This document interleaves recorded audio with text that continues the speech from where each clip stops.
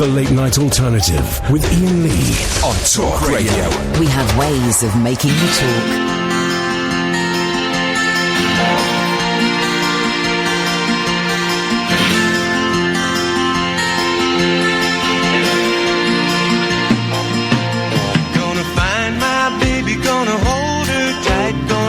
Some afternoon delight. My motto's always been when it's right, why wait until the middle of a cold dark night, when everything's a little clearer in the light of day, and we know the night is always gonna be here anyway. Thinking of you's working up my appetite, looking forward to a little afternoon delight. Rubbing sticks and stones together make the sparks ignite, and the thought of loving you is getting so excited. Sky rockets in flight, afternoon delight.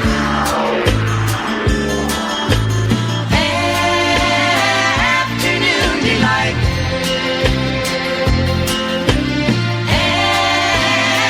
Afternoon delight. Started out this morning feeling so polite. I always thought a fish could not be caught who didn't bite, but you got some beta waiting and I think I might like. Never been a little afternoon delight.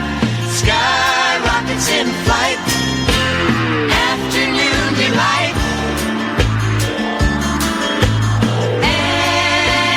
Afternoon delight.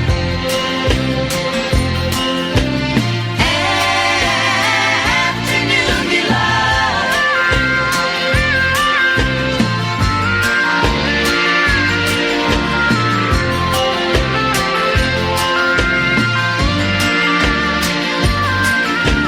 Be waiting for me, baby, when I come around. We can make a lot of loving for the sun gone down. Thinking of you's working up an appetite, looking forward to a little afternoon delight. Rubbing sticks and stones together make a sparks ignite, and the thought of loving you is getting so excited. Sky rockets in flight. Hello. Afternoon delight. Fanny. Afternoon delight. Hello. Fanny. Afternoon delight. Hey, young boy.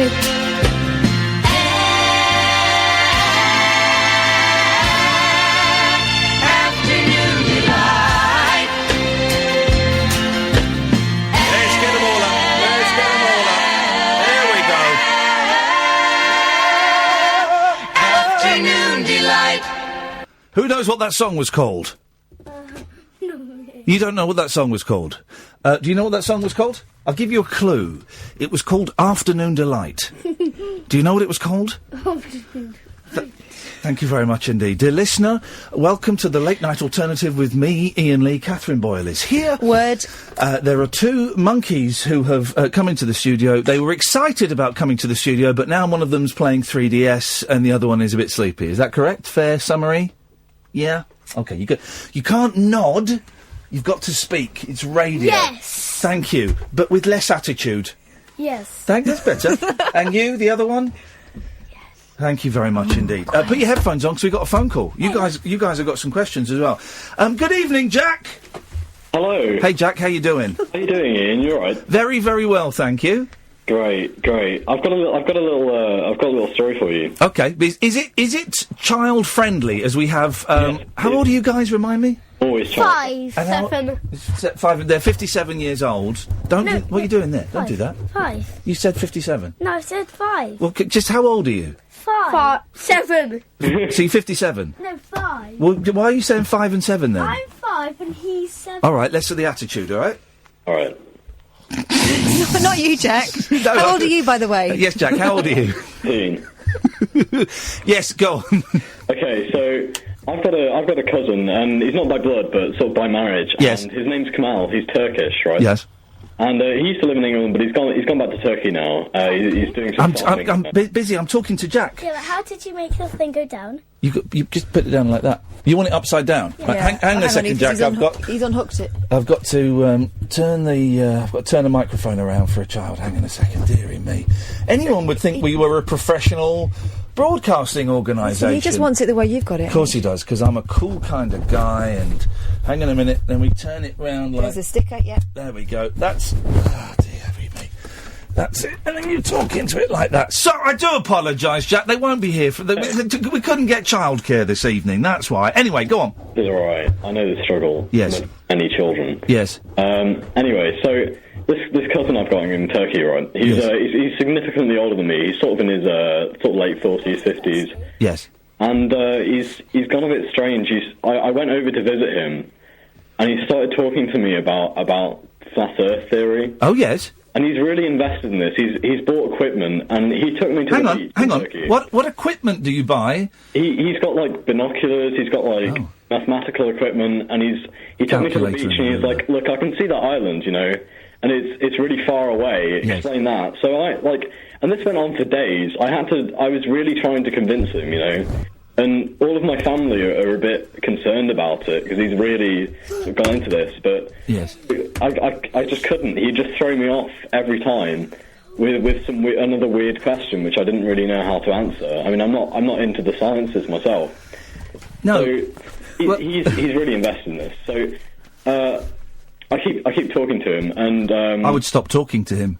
No, he's a great guy, though. I love him. Well, he's an idiot. Great, but he's just... Your cousin is an idiot.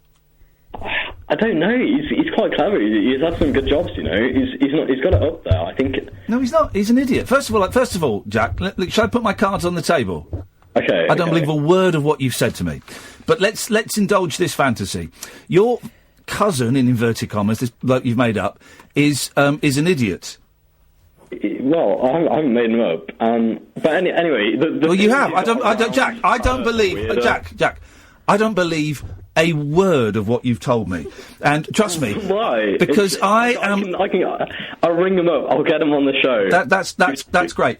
I have got the best bullshine detector in the industry.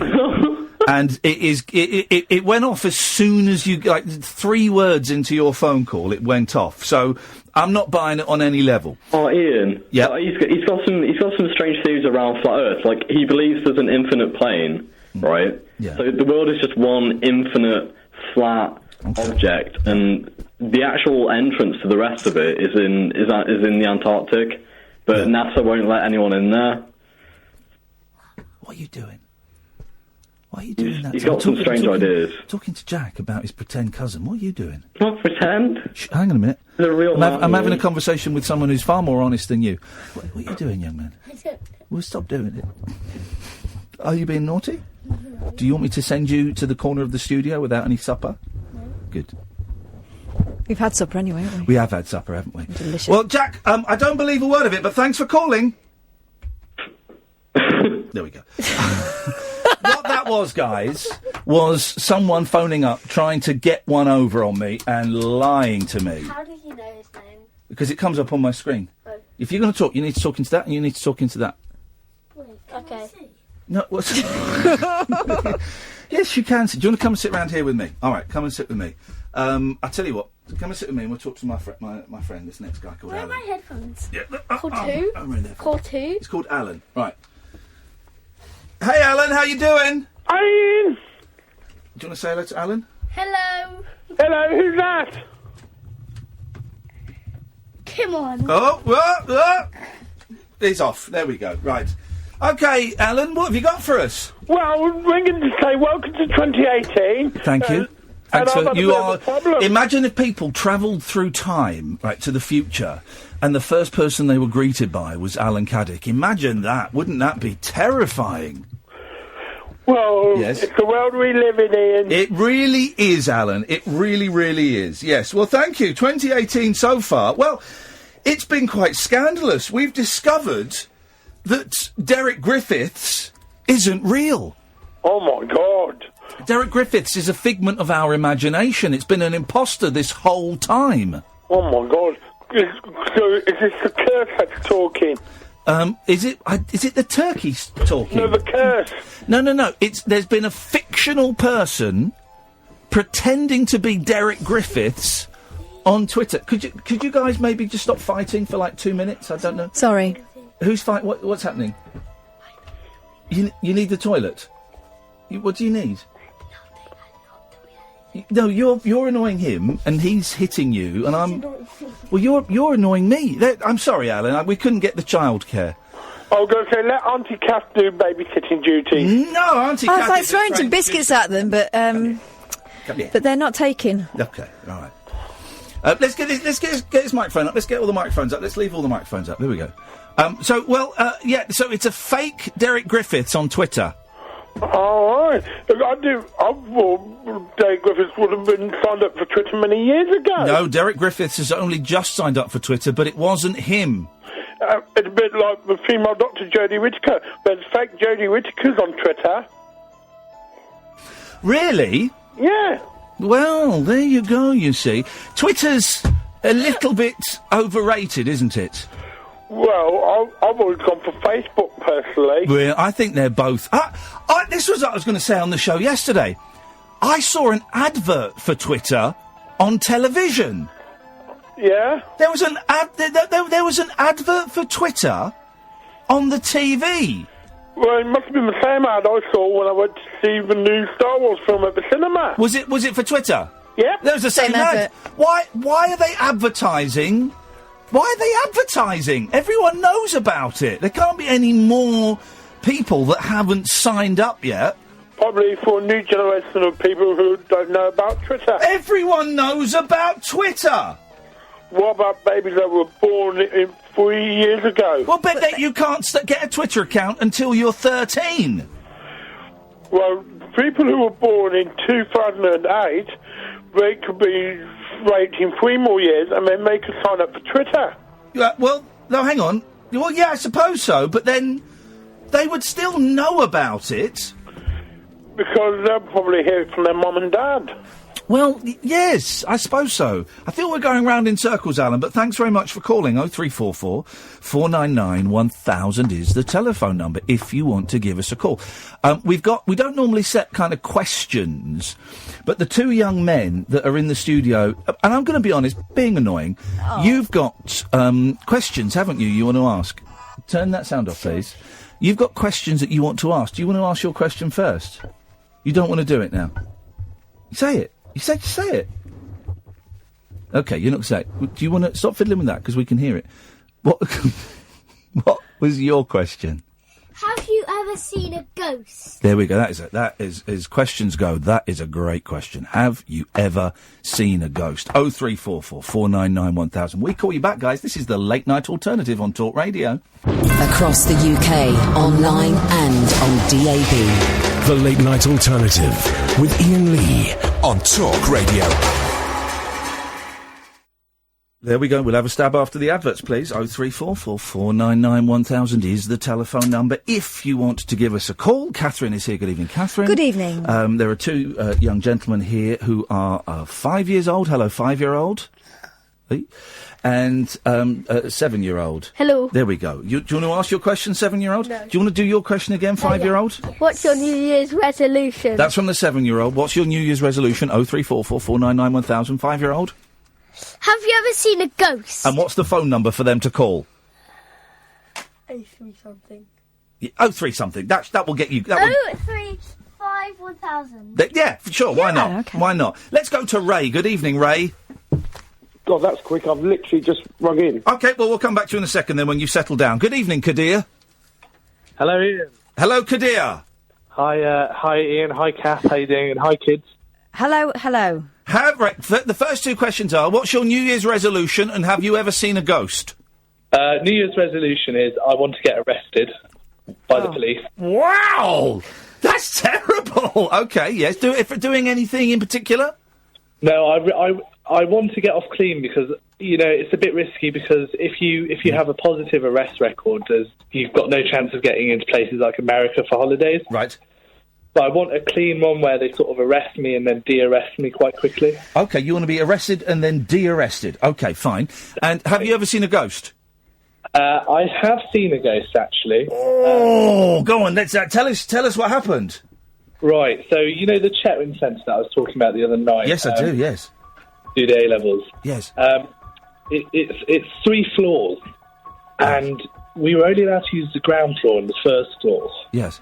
And the third floor, the third floor was always blocked off. Before you got to the stairs, there used to be a chain saying, you know, do not go any further. Yeah. So clearly that would have aroused some sort of suspicion, perhaps, you know, intrigue from the pupils. Of course it would. You see a sign saying, please do not go any further, and then there's a chain. You've got to think, well, what don't they want me to see? Especially in an institution such as a school, especially in a Grade 2 listed building as well. Yeah. So me and my friends are doing some after-school revision. Yes. And it's about 4:50. The teachers have gone home. Really, the only person on board on the site is the caretaker. Yeah. So it's all sounding very Scooby-Doo at the moment. So we're thinking it's time to explore. Yeah. So we go to the staircase. Yeah. And I undo the chain. I physically do it. It's my fault. And what we learn is it's quite unstable. So we start to walk up. Yeah. And we reach a door. It's sort of it's a double door. Once we get to the top of the staircase, it's quite dark, and it's closed off. So it's unlocked as well. It's one of those swinging doors. So me and my friend George go in. Yes. And we see a bathroom, a bedroom. Okay, we finish at 1 o'clock, Kadir. Just to nudge you on slightly. No problem. Okay. Yeah. The ghost. I'll get to the ghost. Yeah, please. So we turn straight down the corridor. Yes. And I see something move. I see a door. And the Chetwynd Centre is connected to a clock that needs to be wound up. Yeah. So we go explore. We climb up the stairs. It's really low ceiling, so you have to climb. And we reach the top, and the ghost is the caretaker, and he gives us a good bloody hiding. He tells us off. Right, so there wasn't a ghost? Oh. At the time, there was a... Cut him off. Right. That's outrageous. Kadir's stories are getting longer and longer and more pointless. Wait, did he actually see a ghost? No, he didn't. He saw an old man. He saw a man who told them off. So He was stringing us along. If anyone has genuinely seen a ghost, 0344 499 1000. Because I bet nobody has. Do you reckon? Yeah. Have you ever seen a ghost? No. Yeah, you have. On Scooby-Doo. Scooby-Doo. Have you seen one? Okay. Don't grab that. Yeah. In real life? No. You haven't. Do you believe in ghosts? Yes. Do you? Yes. Have any of your friends seen a ghost? No. I haven't. I have had nightmares of ghosts. You've had nightmares of ghosts. What happens in your nightmares? They're like zombies. Yeah. Like they try to catch me and drag me in your room. Wow. That's terrifying. Freud would have a field day. You know that me and your mummy have seen an actual UFO once? A ghost? Not a ghost, a flying saucer of an alien, what we think was an alien spaceship. That is true. I believe in aliens. Yeah, I believe in aliens. This is true. Me and your mum, years ago, before you were born, and I think before you were born, I think so. Yeah, I think it was before you were born. And we used to live in a flat in London, and we were stood on the balcony, and it was a really clear summer's evening. It was about 5 o'clock in the evening. It was bright, and we stood on the balcony. I'll never forget this. Ask your mum on the way home. And I said to her, wouldn't it be funny if the sky was so clear? I said, wouldn't it be funny if we saw a UFO, an unidentified flying object, go past? And she said, yes, it would. And about 30 seconds later... I bet it was just made of wood and somebody carved it and then they somehow made it fly. No. Oh, listen to this then. You explain... Did aliens come out? No, I didn't see any aliens come out. But listen to this. It would be cool to do that. Wouldn't it? But listen to this, though, right? So 30 seconds after I said that, this bright light started moving across the sky. And okay, that is creepy. That is creepy. And I tapped your mummy and said, oh, my goodness, look at that. She went, what? And I said, that light. And she went, oh, wow. And this bright light moved in a straight line. I would be so frightened if I was on the ground and I saw it. Why if you were on the ground? Because it could land on there. Okay. Well, we didn't. We were in the flat. We were on the balcony of the flat. It wouldn't have landed on there, and it went zooming straight across the sky. And it was early evening. It was 5 o'clock. It wasn't a shooting star. It wasn't an aeroplane. It wasn't A helicopter. Sorry. A helicopter. A helicopter. Yeah. It wasn't a helicopter. No helicopter. It wasn't a helicopter either, or a helicopter. It wasn't a Chinese lantern. We do not know to this day. There's no such thing as a flying Chinese lantern. Yes, there are. Yes, there's- Chinese lanterns fly. That's what they do. Yeah, but you hang them up to fly. No. But the Chinese lanterns, they're the things where you light a fire underneath it and then they float up into the sky. Like hot air balloons. Yeah, Like little mini ones. Do you remember? Because we went to. Remember years ago? You might not remember. It was Arthur's birthday, and his dad lit one in the back garden, and it went into next door's garden and started burning their fence down. Oh no! Do you remember that? Oh, that happened, man. That actually happened. That actually happened. He had to climb. Wait, were you there? I was there. He had to climb over the fence to put the fire out, but in doing so, he then broke a massive chunk of his fence trying to get over to their fence. So Chinese lanterns are real. That is a definite fact. Let's see if Ray's ready now. No, Ray's not ready now. He's. I don't know. Wait, Danny, instead of ghosts, can I say aliens? Yeah, sure. Go on then. Are the other people on right now? Yeah, there are people waiting to talk to us, but then the others will call in. Say it in there. Ask Say a it into the question. microphone. Wait.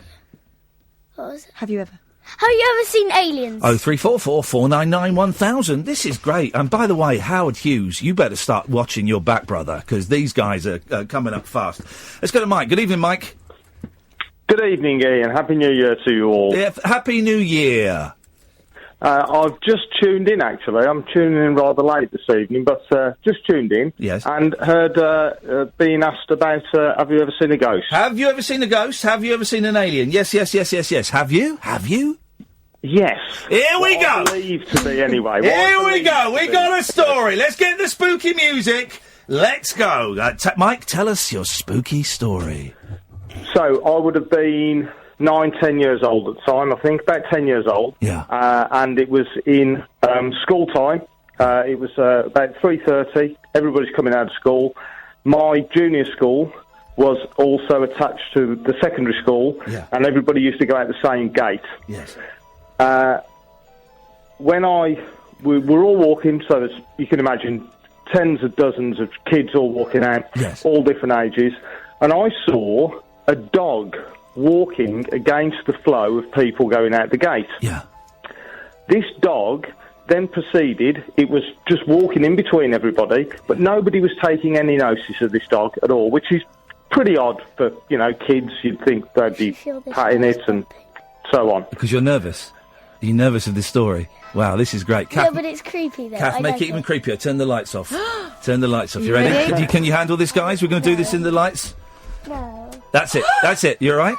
Yeah. You okay? I thought do you want to hold my hand? Uh-huh. Okay, hold my hand. Okay, we're holding hands. Okay, where you go, Mike?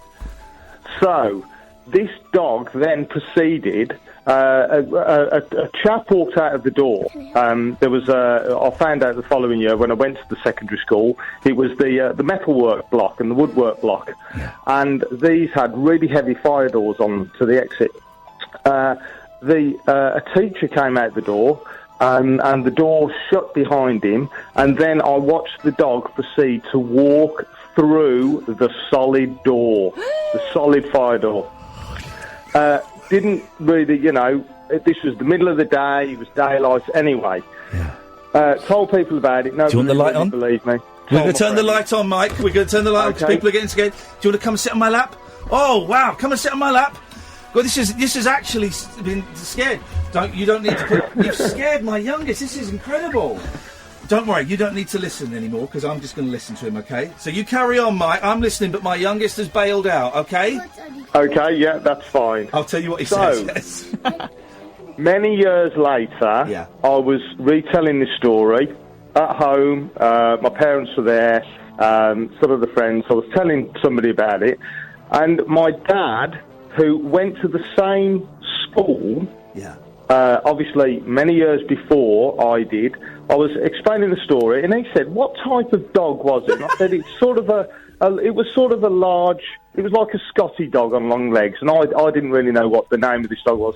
And he said that was an Airedale Terrier. That dog belonged to the caretaker when he was a boy and went to school. No. So, there you go. So that dog used to belong to the caretaker when Mike's dad went to the school. And so that was the ghost of that dog that he saw.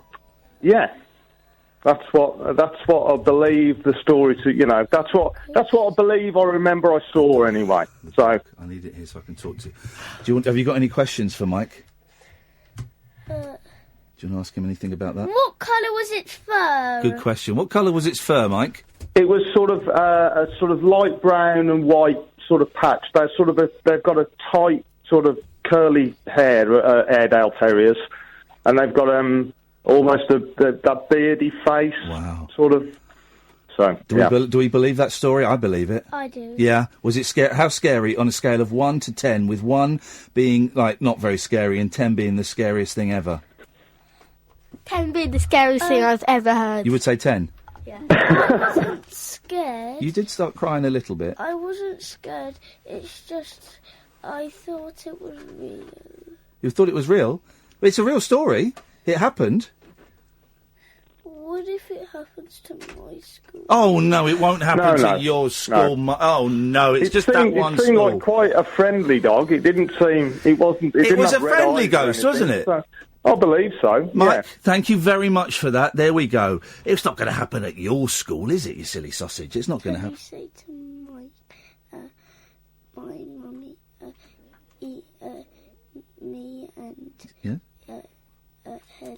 Helena saw a flying saucer. Oh, I've just to say, Mike's just gone, but Mike will have heard me saying that we saw a flying saucer earlier on. Don't be scared by any of these stories. Can you tell the other people? Yep, hang on a second. Ray?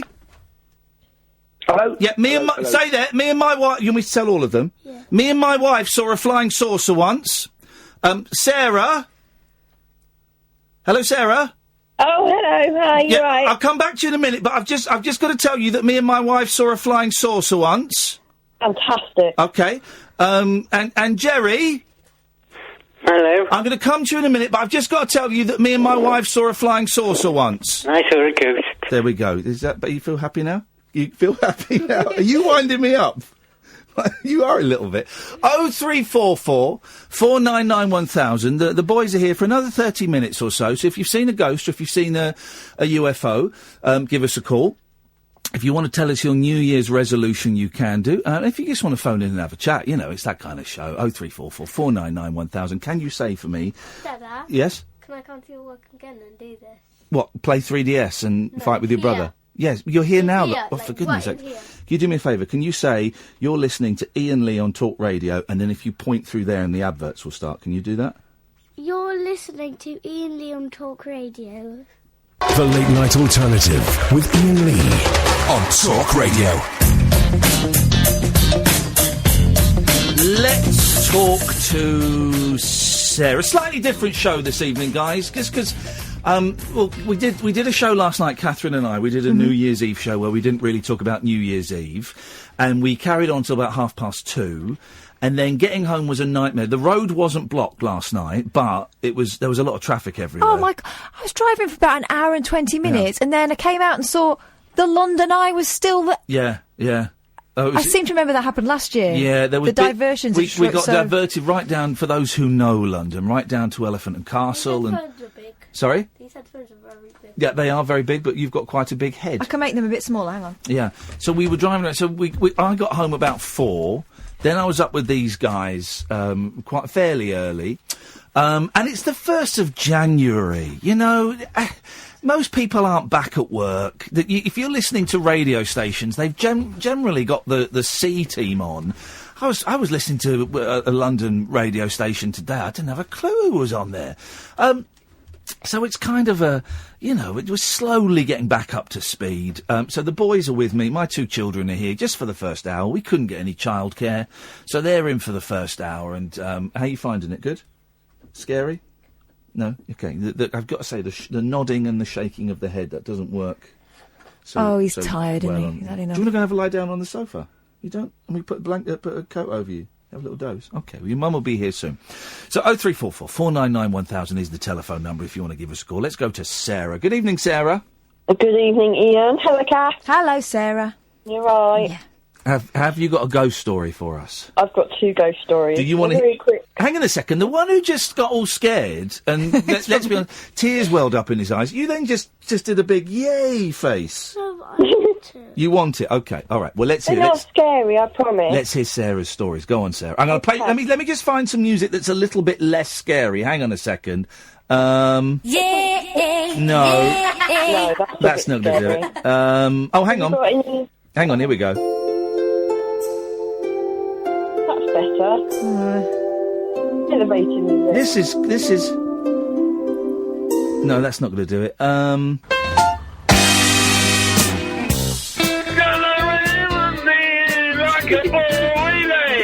No, that's... Yeah, well, singing...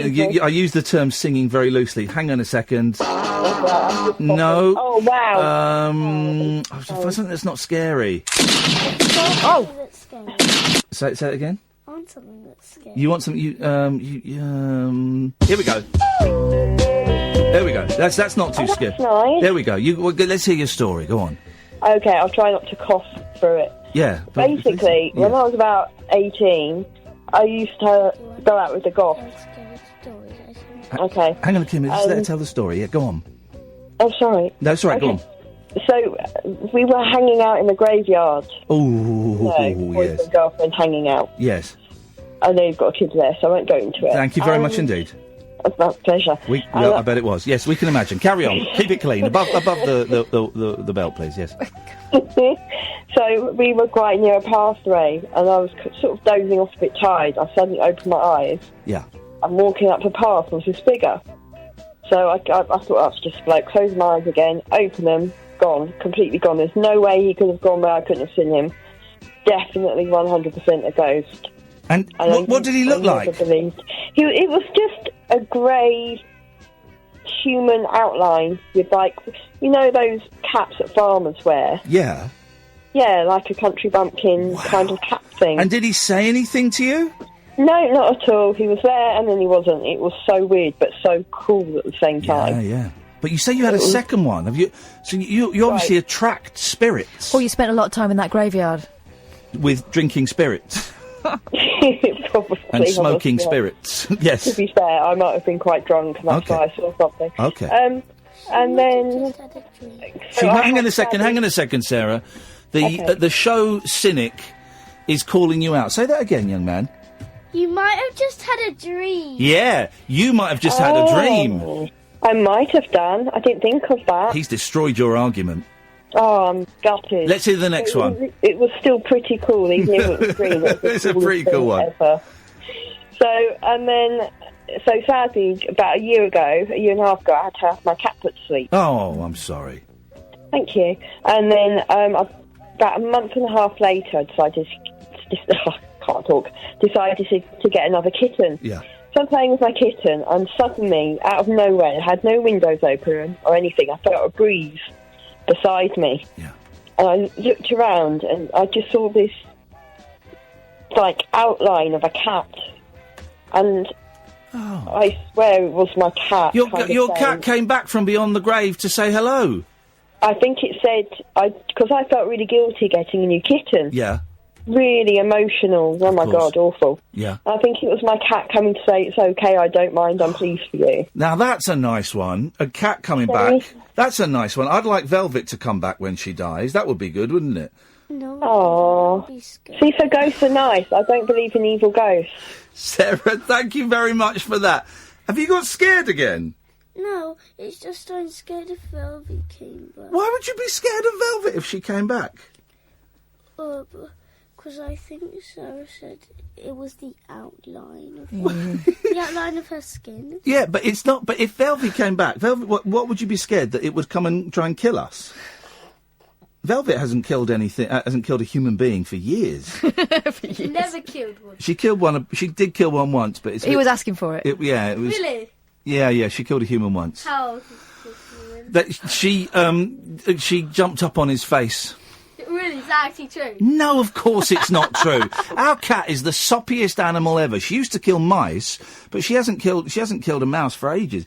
I would like it if Velvy came back from beyond the grave. But you wouldn't like it. OK, well, I'll tell... Well, next time I see her, I'll have a word with her and say, look, if you come back, leave the boys alone, come and see me, bishy bashy boshy, Bob's your uncle, Fanny's your aunt, everyone's happy. Is that good? OK. Daddy, what if somebody says they see a zombie? Well, what happens then? Then the whole city will go mad. That's how much time we have. Yes.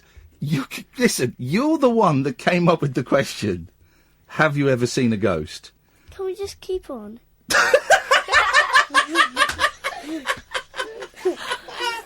I mean, he's right to ask the question. He's right to ask the question. Shall we have another little break and then we'll speak to Morgan about ghosts, shall we? Yeah? But Alexander hasn't asked his question. He did, but yours is the one that's got everyone up in arms. This is the Late Night Alternative with me, Iain Lee, on Talk Radio. Uncut, after-hours conversation for the up-all-night generation. The Late Night Alternative with Iain Lee on Talk Radio. We'll get you talking. It's January the 1st, and I couldn't get childcare, so I've brought my children in, who will be 6 and 8 in a couple of weeks. Eldest, do you want to give out your question again? What's your New Year's resolution? And do you want to give out your question again, youngest? Have you ever seen a ghost or an alien? And eldest, what's the phone number, please? 03444991000. Can I point? You don't need to point yet. Can I point when we do? Can I point? You can point. You can point if you want, but it won't get anything. It won't do anything. Let's go to Morgan. Good evening, Morgan. Hip, hip, hip. Hip, hip, hip, Morgan. What have you got for us? Well, for starters, I just want to say that I've been a really big fan of you since the age of 12. Hey, nice one, mate. Thank you. It's quite humbling, actually, to talk to you. You sound a little bit older than 12. Oh, I'm now 16. There we go. Wow, you sound a bit older than 16 as well. God, everyone says that. Yeah, I bet. Blimey. Oh, well, listen, thank you, man. I'm glad you've been enjoying this nonsense. Right. Yeah. Well, I'm actually going to call up to tell you about a ghost that I kind of saw. Okay, well, just to warn you that I've got one of the biggest ghost cynics sitting on my lap, and he may destroy your story. So as long as you're prepared for that, Morgan, I'm keen to hear it. I'm ready. Here we go. Go on, what you got? So one day randomly, when I was 9, my dad decided to take us to a graveyard. Yeah. I don't know why. Around about 9 o'clock at night. Yeah. And he started telling us a story about Bloody Mary. You probably heard of it before. Yes. How she used to burn people and stuff like that. Yes. And then he told us in the graveyard we were sitting with that she was buried there. Yeah. And then suddenly I felt a really sharp pain on my back. It was really random. So I started running out of the thing. And a motion sensor light come on, and at the bottom of that light was a black cat just looking at me, and that scared me really bad. So then I started running even more, and as I turned it around, I just saw like a white thing just start moving, and it was just really random, and I believe it was a ghost. Isn't this a plot of a film you're describing? Isn't it? Not at all. Is it not? So what did the white thing look like? Oh, it was like a... I don't know how to explain it. It was see-through, but it wasn't. Oh yeah. So like, did it look like a person? Yeah. It was like a really tall man. Hang on a second. What did you say? I told you there was a zombie in one of them. But I don't know if it was a zombie. Ask him if it was a zombie. Was it a zombie? I don't know. It could have been. Flipping. Could have been a zombie. What do you reckon, Kimbo? Cool. Cool. It got a cool, Morgan. You got a cool. Were you scared?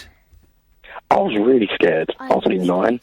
Yeah, I would be scared. I think I'd be scared. I started crying. Yeah. Oh, mate. Yeah.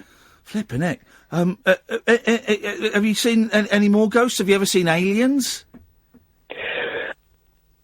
See, I want to, but no, I haven't. Yeah. Well, you're only 16. Yeah. There's time. There's time. There's plenty of time, yeah. Well, there you go. There you go. There's plenty of time. Kim, you want to ask him anything? Pardon? You got to say it louder. Did you see a flying saucer? Who, me or him? Did you say to him? You said. No, here's the thing. Everything we're saying on now is going out on the radio, so they will have heard. There'll be people. It's not just the people on the phones that can hear us. It's everybody who's listening to the show on the radio. Thousands. About 1,000 people. So they will have heard me say that me and your mum saw a flying saucer once. They'll have heard everyone. You heard that, didn't you, Morgan? Yeah, I heard that. There you go, you see. Thank you, mate. Cheers. Good call, good call. We thought that no one would call in with this, didn't we? You see, isn't it easy to do a 3-hour late-night phone-in? You just come up with a silly question. Should we see if Ray's ready now? Good evening, Ray. He's still not quite there. Let's go to Jerry, my mate Jerry. Hello, Jerry. Hello, I've seen a ghost. Well, I haven't seen one. The carer's heard one. Well, hang on a minute. You've just gone from I've seen a ghost to I haven't seen a ghost in the same breath, man. Yeah, I'm mystified. I would use. I think I would use. They couldn't explain it. So your carer heard a ghost? No, female carers could hear the ghost, but I couldn't. He was imitating my voice. Even people being in the corridor in the mail place. Mrs. Jerry heard it all the time. So hang on, the women could female carers could hear it. Yeah. Male carers couldn't. And they could hear a ghost impersonating you? Yeah. Flipping heck. I hardly dare ask what it was saying. It just makes you shouting. I don't know what you're saying, but they just came in and said, what did you say? Said nothing. So the spookiest occasion was, they're in the corridor, 2 carers, and the voice coming between them. Wow. But why was it... I've never heard... Maybe it was Mike Yarwood. I've never heard of... I've never heard of a ghost impersonating other people. What does that mean? It means doing an impression of. Do you know what that means? Yeah. Okay. That's weird. Okay. Yeah. Yeah. So that's unusual, Jerry. Oh, Jerry's gone. Or was it Jerry? Flipping heck. Maybe it was the ghost of Jerry doing an impression of Jerry. Now you're getting scared, aren't you? Again. Shall we stop talking about ghosts for a bit? No. But you're getting scared. No, I'm just doing this. Okay. Why are you doing that? Oh, you little monkey. All right, then let's... do you want John or Ray? Huh? Talk more. Should we talk more? I have to talk more. It's my job. If I don't talk, it's a boring show. Even if I do talk, sometimes it's a... John. You want John. Say hello, John. Hello, John. Hello. How you doing, John? Yeah, I'm very well, Sir Ian Lee. Thank you, John. What have you got for us tonight?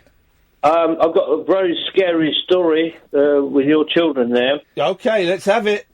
I'll be very brief. 1981. Yes. I was in the Royal Air Force. I was coming back home off leave, just Yes. after seeing my girlfriend. Yes. A village called Blytheborough, which is in Suffolk. Yes. And it's true story. A farm worker hacked a farmer to death. Whoa! Whoa! Whoa! Blimey! What happened? Yeah. Nothing happened. Nothing happened. Everyone was fine. Everyone had a great... There was a picnic. Yes? No, but his dog, Yes. Yes. Remained a ghost, and this outbuilding, which is still all overgrown today. Yes. Anyway, I was riding up there on my motorcycle. I had a brand new Moto Guzzi 850 Le Mans. Oh, beautiful! What colour, mate? Blue and white. Oh, classic. Because I'm a tractor boy through and through. Yes. Anyway, tractor boy. Ipswich Town supporter. Yeah. Right. Okay. Right. Yeah. Blue and white. Anyway, I was coming to Blytheborough, and it just all the electrics died. Everything. The engine just died. I pulled up this lay-by, and I could see this dog. It looked more like a black panther in front of me. Yes. And my blood ran cold. I knocked on the door of this lady's house, and I told them what happened, what I saw. She put me up for the night. It was a brand new motorcycle. Yeah. And anyway, in the morning, the RAC came around, the motorcycle guy, and he said, no, the fact you're still alive means you're not, because the dog is now looking for any relative of the farm worker that killed his master. And the fact you're still alive means that you're not a relative. Anyway... Hang on, John. Hang on, John. We've got an important question. What was that? Has the lady outside, can she hear what the people are saying? Yeah, she can hear everything that's going on. She can even hear you asking that question. What was that, Ian? So there's nothing, Joe. Just explaining out the technicalities of radio. Well, hang on. Just so it was the master, the ghost, the dogs. The victim's dog. Dogs came back to haunt his motorbike. No, but basically he was looking for any relatives of the farm worker that killed his master. Oh, to get revenge. Yes. Flipping heck. And it's a legend that goes on today. And so when I parked my motorcycle up in this little lay-by, and these people are very nice, elderly couple, they put me up for the night because I was in such a state, I was shaking. Yeah. You know, I was, and they put me up for the night. And the next morning, the RSE turned up, and I said, look, you know, I've got no electrics, nothing. Yeah. You put the key in the ignition, and the bike started first flick. So, can ghosts affect motorbikes then? They can affect anything, mate. Wow, flipping. That dog wanted to catch anyone that goes down that road. It was a shortcut. Yeah. It was coming off the A12 from Blythburgh, going through to Wettleton and then to my hometown, Leiston. Yeah. So it was a shortcut, and that dog was determined to, if you like, see who they are. Yeah. And the legend's been going for over 100 years. Wow. John, thank you very much indeed. I was asked a very important question there. The question was, what does affect mean? It means, I don't know, how do you define the word effect? It's if you do something that changes... So, if I tell a spooky story, the effect it has on you is it makes you a bit scared and excited. Can I ask a question, guys? Who's farting? You. I'm not farting. Someone's passing air through poo.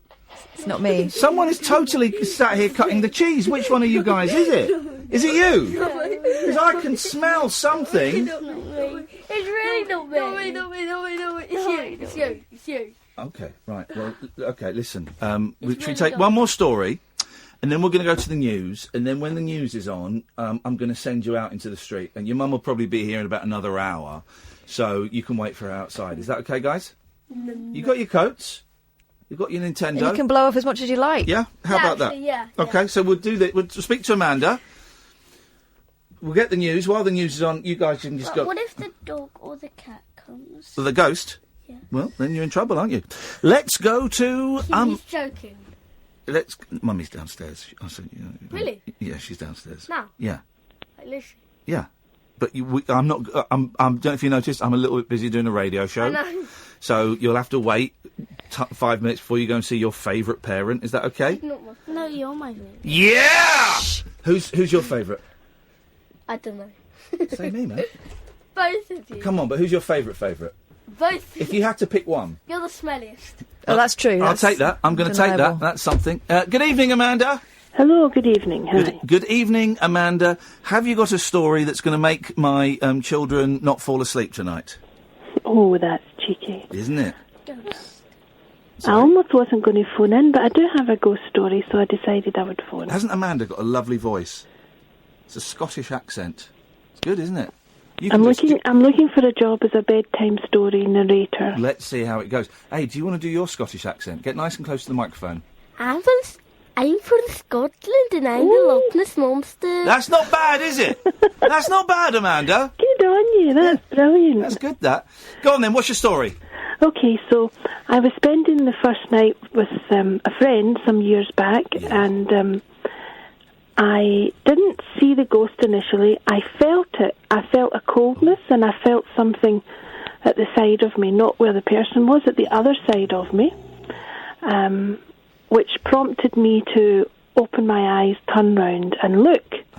And there was an elderly lady with long grey hair, and she wasn't standing at the side of the bed. She was more kind of, I wouldn't say she was hovering, but she was kind of, I don't know, it was weird. It was almost as if she was sitting, but she was kind of hovering. And she smiled at me. When I turned around, she actually smiled at me. Wow. And I was frightened, I really was frightened. And then I tried to tell myself I was imagining it. Yeah. And I woke the other person up and they couldn't see anything. Then about a week later, this person told me that they did see the wee lady. Uh-oh. And what we did was we tried then to find out who lived in the flat before my friend had moved in there. It was a dead woman. And it was a wee old lady. She was only something like 5'4", they said, and this wee lady, and she was tiny, and when she died, she'd been really sick in her house for years, and she hadn't had her hair cut, and her hair was long and grey when she died. That was, Oh, what do you reckon, Kay? Do you reckon that's a good one? Do you think it was a real ghost? Yes. It was. I saw her. She was real. It's both. It's getting. Dada, yes. can you hear me? Yes. Yes, I can hear you. You just stood there, dude. I know. Can you hear me from the microphone? Yes, I can. Yeah. Can we explain how radio works when we're not on air? Can we do that bit? Get on with it. Oh gosh, we got a producer. Where does that come from? What is this? Oh, get on. What is this? All right. Thank you, Amanda. Okay. Bye. Ta-ta. Right. Let's go to Ray. The point. Can I do the point? No, we're not going to the point yet. We've got 2 minutes till the point. Ray. Hello. Hello, Ray. Ray sounds like an old man, but he's just not very well. Unbelievable, Ray. Come on. What you got?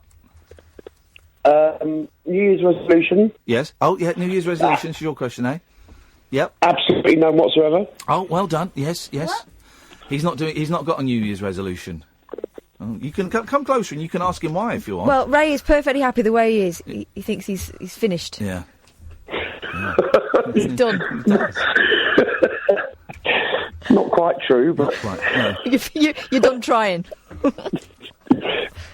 I think they're a waste of time, New Year's resolutions. Change your life on March the 13th. Change it on, try and change things on July the 6th, September the 4th. Do something like that. Don't do it on January the 1st.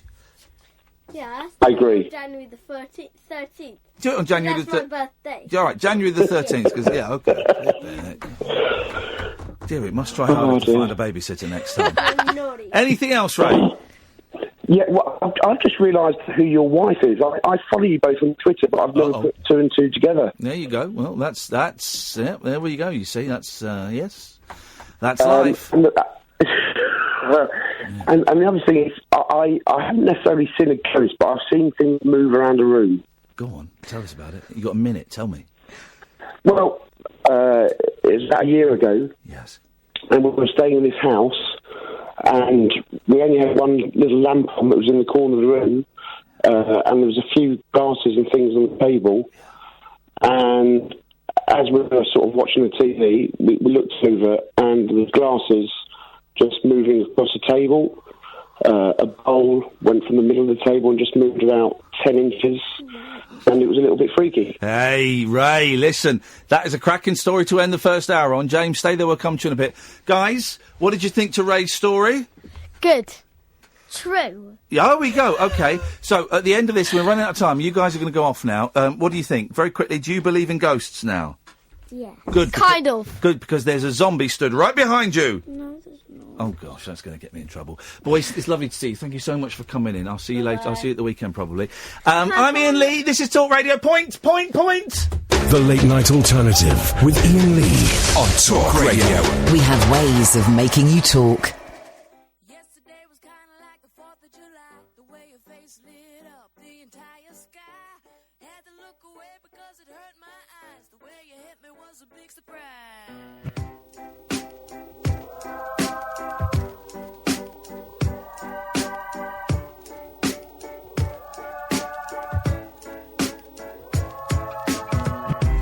Yesterday I really didn't know what to say. I wasn't making any sense, but I felt okay. Asked you if it was my birthday. This kind of thing don't happen every day.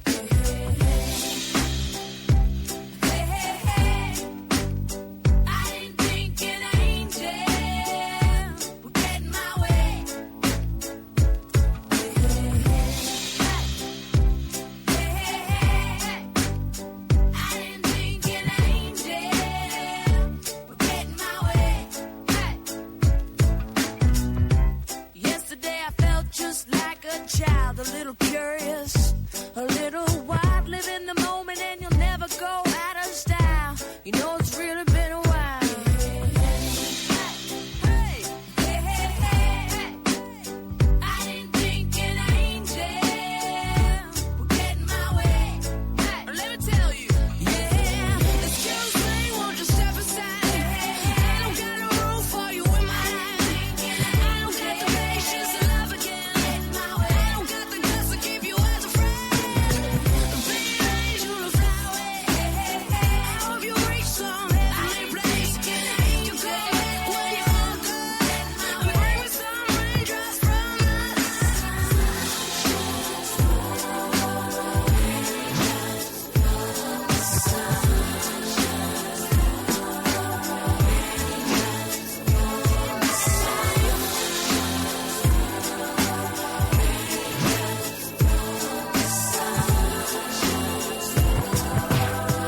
Today I feel like I'm doing time. I didn't think it would be such a shameful crime. It's been a while since I let you go. Time don't let regrets go.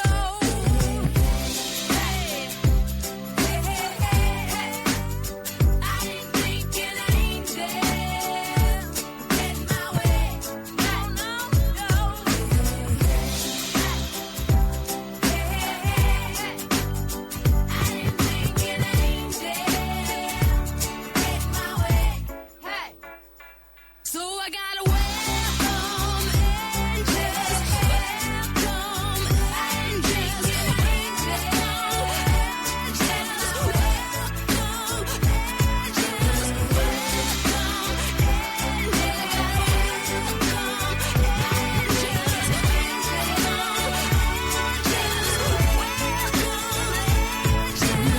Here we go, dear listener. You can watch us now on Periscope. Periscope is up and is indeed running. Periscope.tv/Iain Lee if you want to watch the show. I never let the old the kids go on the old. There we go.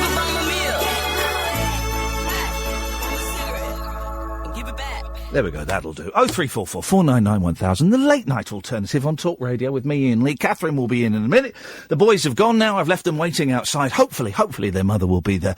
I would say within the next 55 to 2 hours, 55 minutes to 2 hours, she will be there. So they've got thick coats and they've got a 3DS between them. So they are going to be happy. Let's go to James. Good evening, James. Hello there, you're right here. I'm all right, James. What have you got for us? Well, I was hoping the kids would have been here for this story, but Mate, I am in so much trouble. I'll tell you why. Because my youngest, he was virtually in tears when I handed him over to his mother, and he's going, and someone phoned in to say that their cat came back from the grave and said hello, and it didn't have any skin. I'm thinking, that's not what happened. It was a nice, comforting story. And anyway, I'm in really, really big trouble. My wife looked at me as if to say, what the hell have you done? You've had them for one day and you've done this. Well, maybe it's a good idea that they're not here for this one then. Yeah, good. I think it is a good idea. Go on, what you got? Yeah. Okay, well, I was working down in Colchester, this probably about 10 years ago. Yes. And I was stopping in a hotel that was frequented by Lenny Henry. Yes. You know yes, I know the ones, yes. And there'd been a new extension built, and we was in that area of the hotel. Yes. Me and the guy, we had separate rooms. Yes. And I was watching a film on my laptop, and it was about 11 o'clock for a ride. Well, why would you pay for a hotel movie when you can watch them for free on a computer? Exactly. So I thought, better get to sleep. Yes. Turn the lights off. About 20 minutes in, felt a bit uncomfortable in the room, so I've looked at the end of the bed. Yes. And there's a girl in hotel uniform. Yes. Folding bed sheets. Uh-oh. I've flicked the lights on above my head. Yeah. She's gone. Yeah. I stayed up all night. I'm not good with those kind of So things. hang on, what did you see? A girl standing at the end of my bed in full hotel uniform, folding bed sheets. And then when you turned the light on, she disappeared? Disappeared. Flipping it, buddy. It gets better. Go on. Next morning, I'm discussing this with my work colleague. And he said, that's really weird. I was like, why? And the taps in my bathroom kept turning on and off all night. Haunted taps. So we asked the receptionist, we mentioned it to the receptionist the next morning when we was checking out. Yes. Said, yeah, there was a young girl who used to work here, and she died whilst the hotel was being renovated. She got into an accident there. Flipping heck. Yeah, it kind of put the willies up me a bit, shall we say. Wow. Wow, That's an unusual phrase, that, isn't it? Put the willies up me. It is. I wonder where it comes from. Yes, I do. 03444991000. That is some freaky shiz right there, man. Thank you. James, thank you very much indeed. There's some spooky stories. Speaking of spooky stories, a bit later on, I'm going to get Catherine to read some fan fiction. Oh, no, please. Now, for those who don't know, right, fan fiction, I want to do a documentary about it because it fascinates me. Fan fiction is when fans write stories about people they admire. And I know this because, there's, I like the pop group The Monkees, right? There's loads of fan fiction about The Monkees. But it can be stories of just like, and they went to the shops and they, but more often, it's very sexual. Very, very sexual. And quite often it is the person who is writing the story is having a sexual encounter with the person. In the case of The Monkees, there's lots of Mike bursting in on Peter in the shower and very homoerotic. There's a lot of One Direction stuff like that as well. I can believe it. I can totally believe it. But there are two pieces of fan fiction about me. They're not. I mean, they're not that. They're quite romantic, really, aren't they? They are romantic. They're naughty romance. So I'll tell you what we'll do. We'll do that after midnight, okay? Because we can get a little bit blue then, and a little bit raunchy, and something for the mums. So after midnight, Kath, I'm going to find some sexy music. Kath is going to... maybe you could do one in a French accent and one in a Spanish accent. Okay. And we'll read some erotic fan fiction about me. Who's this for? Me. It's a weird old world, isn't it? I tell you what, I'm in a strange mood because I'm tired. And I also know that I finish the show at 1 o'clock. Then I've got to drive to L Street and check into a hotel. So I'll get into the hotel 2 o'clock. And then I have to get up at 5 o'clock to go to the Big Brother house because I'm the showbiz reporter on TV-AM tomorrow with Ann Diamond and Mike Morris and Wincy Willis and Mad Lizzie. And so I'm the showbiz reporter, so I'm doing 2 hits. That's what we call it, and it's not like a hit of blow. It's a broadcasting hit. As the showbiz reporter, if you want to watch me, if you want to watch a man slowly collapsing in front of your eyes, watch TV-AM all of this week and all of next week at 6:50 and 7:50, because that is when I will be going, this was a terrible idea, I'm so tired. 3 hours sleep. Or... Yeah? You won't know what day it is and you'll be saying all sorts. It's going to be strange. It's going to be very, very... It's going to be fun. It's going to be silly. I'm thrilled to be asked. But yeah, I'm going to the Big Brother house. I think I'm going to film the first bit in the diary room. Imagine that. Isn't that exciting? It's exciting. I've been inside the Big Brother house a few times. But I normally go in it after they finish. Like, the night that they all come out, I would then get sent in to film a little report in there. Does it smell funny by then? Oh, it stinks. And it is filthy. It is filthy. I mean, honestly, it's disgusting. But it's the first time I've been in, and no one will have seen it. I think the series starts tomorrow night, I think, 9 o'clock on Channel 5. Celebrity Big Brother. And my report will be the first time the public have seen this year's Big Brother house. So it's exciting. It's an exciting moment, but I'm going to be absolutely shattered.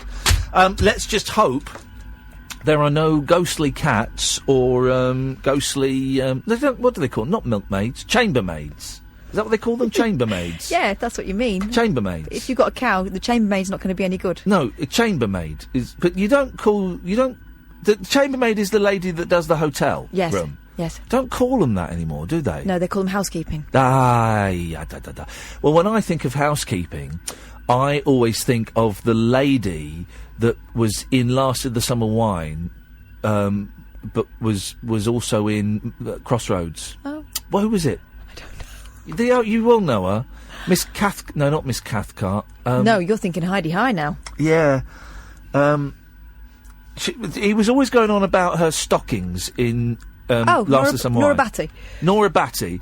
But Nora Batty, more famously, was in Crossroads Motel. Was she? I don't know who she was, what her name was. Anyway, there's a fun quiz question. 0344 499 1000 is the telephone number. This is the Late Night Alternative on Talk Radio with me, Iain Lee, her Catherine Boyle. The Late Night Alternative with Iain Lee on Talk Radio. We'll get you talking. I am fascinated. We found out yesterday that the Derek Griffiths Twitter feed was fraudulent, had a blue tick. And I use the word fraudulent deliberately because apparently it wasn't him, but it has been alleged, well, I've seen several people saying it, that it was being used to make money.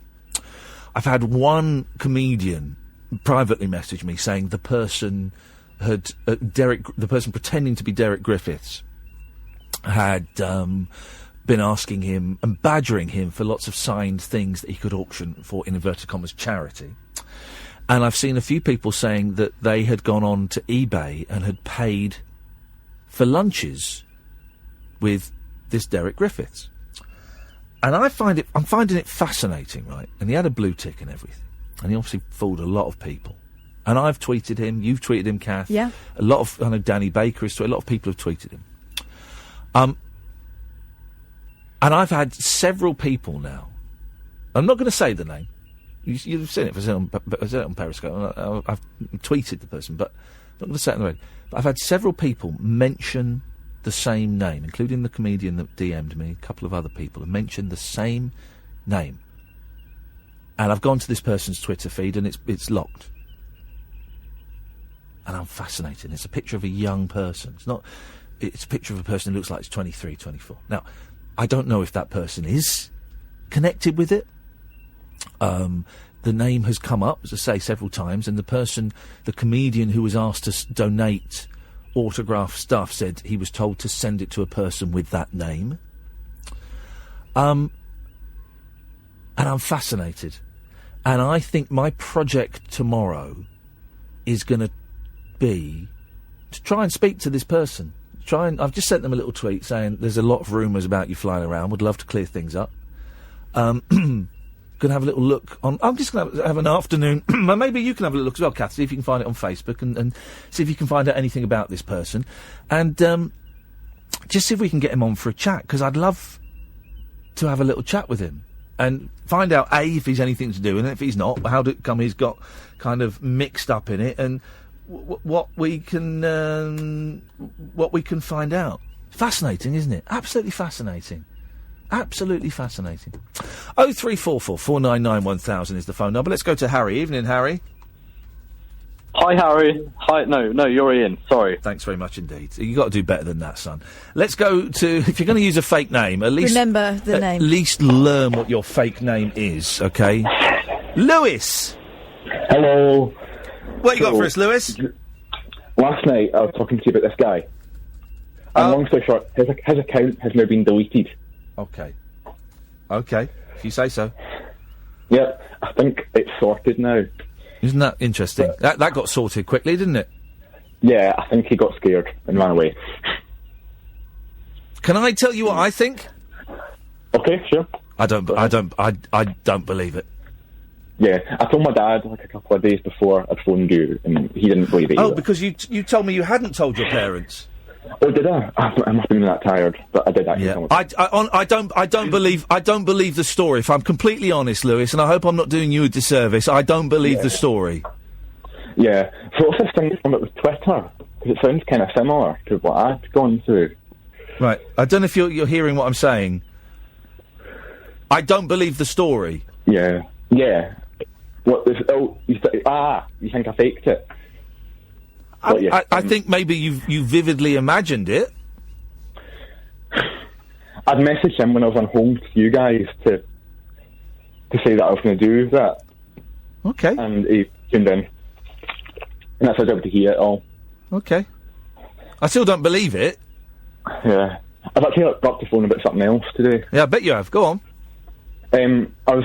And I believe it even less now because you've kind of put up the flimsiest, paper thin... It didn't happen, did it, Lewis? No, it didn't really. Right. Maybe. Why did you make it up? I didn't make it up. It did happen, but maybe I twisted some of the facts a little bit. Okay, I'll ask the question again then. But why did you make any of it up? I don't know, to be honest. I was actually on to play Uno with you, but you said you didn't have it. I thought it before I got on the phone with you last night. Wait, listen, here's the thing, right?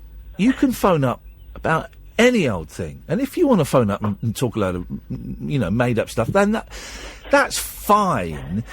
But I think the show works better when it's fueled by honesty. And when I come on this show, I'm really, really honest. And I can't think the last time I told a lie on this show.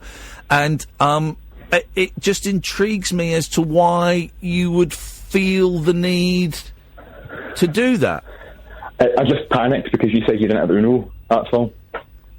So because I didn't have Uno, you made up a story about a predatory, mysterious person online. I didn't make it up, more as I twisted who he was and everything. Something similar happened, but not the exact same. I'd like to get on to talk about something else tonight. I bet you would. Go on. Right. I spent the day playing video games with my 7-year-old cousin. And I know that you've got kids about the same age. It's really fun. We played Minecraft together. But now, here's the thing, right? Here's the thing, and this is my failing as a human being. Now I don't believe anything you're telling me. And I know you say, well, this is true, but because the kind of first point of contact that we've had was untrue, and you say that you've just twisted an existing story. I kind of think the whole thing was made up. If I'm being completely honest with you, Lewis, I think that the whole thing was made up. I'm now finding it really difficult to believe that you played Minecraft with your 7-year-old cousin. But that happens today. That's true. That's the truth. I can't stress that enough.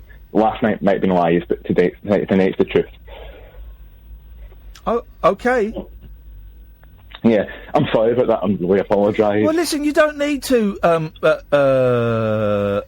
apologise. I appreciate the apology, and I'm not saying this to make you feel bad. I hope you don't think I'm hectoring you or bullying you in any way, because that's not what I'm doing. I'm just being honest and being straight and saying that I now find it difficult to believe what you're saying. But let's hear your story. Let's hear about you playing Minecraft.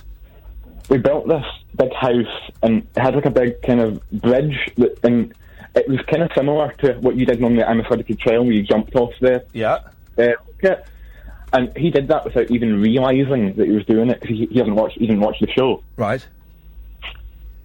I found it really fun today. And we also played Lego Batman. Have you played that? I have played Lego Batman, yes. It was great fun, because it's kind of the way the puzzles work and everything in it. It was great for him, and it's great for me. Yep. Okay, Lewis, thanks very much. Okay. Cheers. Bye. That was uncomfortable, wasn't it? Was I? No, I wasn't. Was I? I mean, he's only a young lad, we think. He says he's 15. I don't know if he's 15. He sounds older than 15. Just what a thing to reach for. There's...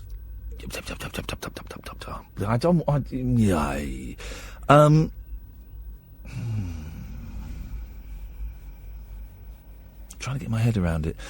I'm not... I don't know if Lewis... I suspect Lewis is older than 15. He sounds older than 15. That doesn't mean anything, of course, but it's not just his voice sounds older, his syntax and his turn of phrase sounds older. But maybe he's an old soul in a young body. That can be the case. And I don't want to... I don't believe any of that story that he told us yesterday. And I'm just aware that we have got people listening to the show who have been victims of predatory behaviour, deliberately leaving out the word sexual, but have been victims of predatory behaviour in all its forms, and for them to hear someone making up a story or twisting a story that may have happened in the past to fit into that framework, will probably affect a couple of people listening. And I apologise to those people if that has affected, if it has been triggered, I believe is the word that we use, if it has triggered anything. But then you've got to think, well, why would someone do that? And then I'm reminded of the fact that we used to have someone phone up the show who was suicidal. See, that's what's bringing back for me, and I'm wondering whether that it's unfair that we're linking that. Well, no, I don't think it is unfair, because it was a big thing. We had someone who I heard on another radio show last night who would phone us up and would tell us that they were suicidal and burst into tears, and we gave that person a lot of time and a lot of comfort, and I know a lot of our listeners were very moved by these series of calls. And it came to a head when I received a really disturbing email from someone claiming to be a friend of this person, saying this person had attempted to kill themselves and was in hospital, and was, it was 50-50 whether they were going to make it. But further to that, it was suggested that it was as a result of speaking to us. As a result of speaking to us and a result of comments on Periscope. That we hadn't seen. And I was really upset by that email, really upset by it, and it made me question my job, it made me question what I'd said on the air, made all of these things. And then I got a little bit suspicious, and over a short period of time, I was able to discover that the friend didn't exist, and that the email was actually sent by the person who'd been calling the show. The subject of the email, the person who had apparently tried to take their own life, was the person sending me the email. And then that got me I got really pissed off at that, because I thought that was a really mean, cruel thing to do, because I took it very personally, and for a couple of days I was carrying around this guilt, right? Well, we were wondering where this person was, trying to work out if we could help, and in the course of those inquiries I found out that this person hadn't just contacted us, they contacted basically everyone who's on air at this time of night across the country, radio show, including a friend of mine from college, and I spoke to him. Guy that's now a friend of mine, a guy called Simon Lederman. I've heard this person on LBC. The person has contacted John Gaunt. Loads of different local radio stations all across the country. Yeah, my mate's in Birmingham, and he'd heard the same stories. And I decided that this person was obviously was ill, but not in the way they were saying, and that it would be. I didn't want them to have anything more to do with this show, because I thought that was a very low trick. And then this person would set up multiple Twitter accounts and abuse me and pretend to be a bloke and abuse me and pretend to be a woman and abuse me and pretend to be all these things. And they were going for me as well, weren't they? Yeah. Mean and nasty. And that person still keeps popping up from time to time. Will pop up on the Periscope. Will pop up in my Twitter feed. I remember we were... phones the show, I'm sure of They were posing as a bloke and threatening to come down and sort us out. And all of this stuff. So... I'm sorry, it's getting a little bit heavy, guys, but don't worry, we'll lighten the mood in a minute. I've brought my nunchuckers with me. I really have. They're there. And so I am just really hypersensitive to people. I don't mind people phoning up and kind of pranking and lying like that, but when they're phoning up and the lie, the mistruth, the exaggerated truth, whatever you want to call it, is about something to do with mental health or abuse. I struggle to then think, well, why should I allow that person to come and play in my back garden? Yeah, I get it. Because what happened was, you and I both had some emotional investment in that. We were concerned about them yesterday. Yeah. And we're not the only ones. I was contacted on Twitter by a number of people who said, oh my God, I hope they're all right. And I just kind of think, well, I don't know if I want them to come and play. I don't know if I want them to come around my house and play with my Xbox, or come and play in my garden.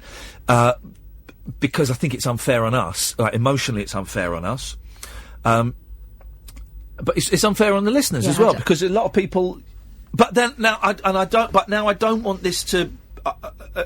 I hope this doesn't come across as an attack on that caller, Lewis. Is it Lewis? Is it? I hope it doesn't come across as an attack on him. It's just, I'll tell you what it is. Yeah. I don't appreciate the manipulation. Yeah. Be honest with us, guys. That's it. Just be honest with us. It's all you can do is tell us the truth. That's it. 0344 499 1000. This is Talk Radio. The radio show for people who know the best part of the day is the night. The Late Night Alternative with Iain Lee on Talk Radio. We'll get you talking. Hello, line 1. All right, fella, I've got something for Iain. Go on, then. Yeah, it's about Curlian photography. It's about what? Curlian photography. It'll cheer him up. I don't know if he wants cheering up. He'll be interested. I've spoken to the man before. About what? The last call was about disseminating the lyrics to My Old Man's a Dustman. Okay. Yeah. The thing is, he's getting some real idiots calling him tonight, and I know he really is hoping to up the IQ level a bit. Yeah, I dig it, and this will. I promise you. You sure you're not an idiot? I've been on here before. I promise you, man, I'm not an idiot. Okay, listen, I'm going to put you through because he's got no other callers lined up. It'll go quiet and then you'll be on the air, okay? Okay, man. What's your name? Juan. Okay. 0344 499 1000 is the phone number. Let's go to Juan. Good evening, Juan. How you doing, man? I'm doing very well, man. What you got for us? Yeah, I wanted to talk to us. I didn't realise. He wasn't called Juan before. I've got my nunchuckers. I do a nunchucker demonstration live if you're watching on Periscope. Oh, God.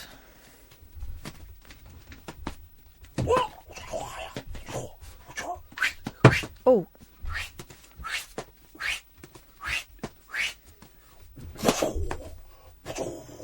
There we go. See how you do that. Oh, yeah. You all right? Feel better for that? I feel a bit better now. Idiot. Bit out of breath. Oh, I thought they were made out of cast iron. They're foam chucks. They're my training chucks. They're not my combat chucks. Wow. I'm out of breath now. I'm shattered. Absolutely shattered. Too much chucking. Yeah, too much chucking, isn't it? Dearie me. Ha! Wowzers. I quite like the power it gives. Doesn't it? Imagine if they were real ones. I would be really... Well, I used to train with real ones. I say train. I'd stand in front of my mirror as a kid and do them. Like wooden nunchuckers. For those who don't know, they're the martial arts weapons made famous by Bruce Lee in the movie Fist of Fury. They're not toys. It's two bits of, it should be wood, about, 16 inches, what's that, 10 inches, I don't know what that is. Anyway, and they're joined together by a bit of rope or a chain, and you'll use them for karate skills. Hello, caller. Hi, Iain. Dude, it's just not working. Dude, it's just not working. What? What do you mean? It's just not working, mate. What's not working? I don't understand. Okay, look, I'm quite upset with you, Iain. I'm quite upset with you. I'll tell you what we're going to do, right? I'll let you do your spiel, right? I'll let you do your little piece. Okay. But I guarantee it's going to fall it's going to fall flat with not just with me, but with the listeners. Okay, so I'm going to be quiet. I'm going to let you do your just be quiet, dude. I'm going to let you do it. I'm going to sit back. Don't swear. Don't be libelous because we'll dump it. And I know you've withheld your number, and that's fine. If you want to withhold your number, then that's great. But I guarantee it's not going to be anywhere near as funny as you think it is. Okay? Okay. All right, away you go. Away you go, Jack, Harry, Gavin or Juan, whatever name you want to use, away you go, buddy. Okay. Iain, I'm not actually angry with you. I just want to understand why you don't believe me in my story. I'm quite upset by it. Like, that was a real story. And you've just called me out as a liar. And I'm really quite upset by it. And I just... Why is it so hard to... Is it because he's Turkish? Are you being a bit racist here? Do you think I can't have a Turkish cousin?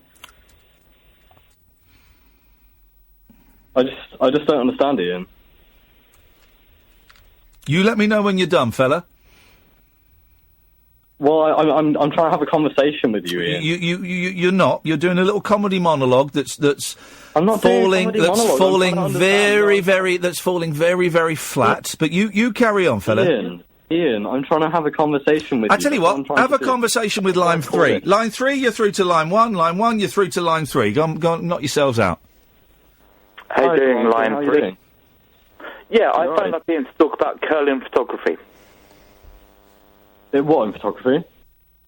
Curlium photography. What's that? It started in the 1950s. It was a photographic experiment where people could take photographs of people's auras. Oh, wow. That sounds intriguing. Do carry on. I'm enjoying this. Yeah, what happened was there was a scientist at MIT that was able to make a photographic plate that took pictures of people's auras, which sort of, if you know what, like, Reiki healing and stuff is all supposed to be about auras. And then the Pentagon decided that they'd like to invest heavily in it. And, like the government do with everything, they tried to weaponize it, and they thought if they could take somebody's aura away, it would painlessly kill them for mass destruction. Wow, that's crazy, and I bet Ian believes that. Yeah, but you know, I don't know if you've ever seen a picture of an aura. It's that thing that goes around human bodies. Do you believe in flat Earth as well? Sorry? Do you believe in flat Earth, like my cousin? He's real. No, mate, I don't. No. Oh. No, surely you've seen a picture of someone's aura. I mean, I can't say I have. I've seen pictures of many things, but people's aura is not one of them. You know. Do you believe that people give off electromagnetic signals? Right. So if you took a picture of like your aura, what would it look like right now? Yeah. Well, apparently, if you're like feeling down and stuff, it changes to a dark blue. If you're feeling quite happy, it's like having porcupine spikes all over your body. Wow. What about if you were sort of does like consumption of alcohol make any difference? Yeah, it takes little clumps out of it, and you can notice it, especially with drug users as well. Have you experimented with this then?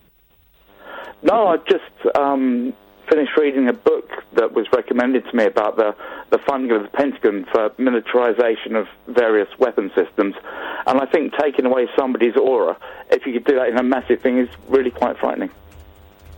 Yeah, I mean, so how would I know if my aura's gone or not? Well, you wouldn't, man.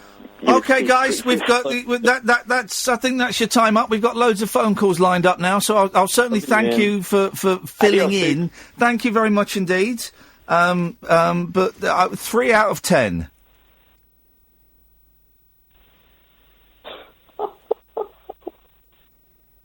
Literally, the only person laughing at that call is gone. Terrible. Have we got to do another show about prank calls to That's tell? That's not the same guy who felt his opportunity was killed, is it? It could be. No, I don't think so. I mean, that guy was an absolute bellend. That guy was just a knob. There is a difference. Well, it's only a slip from knob to bellend, isn't it?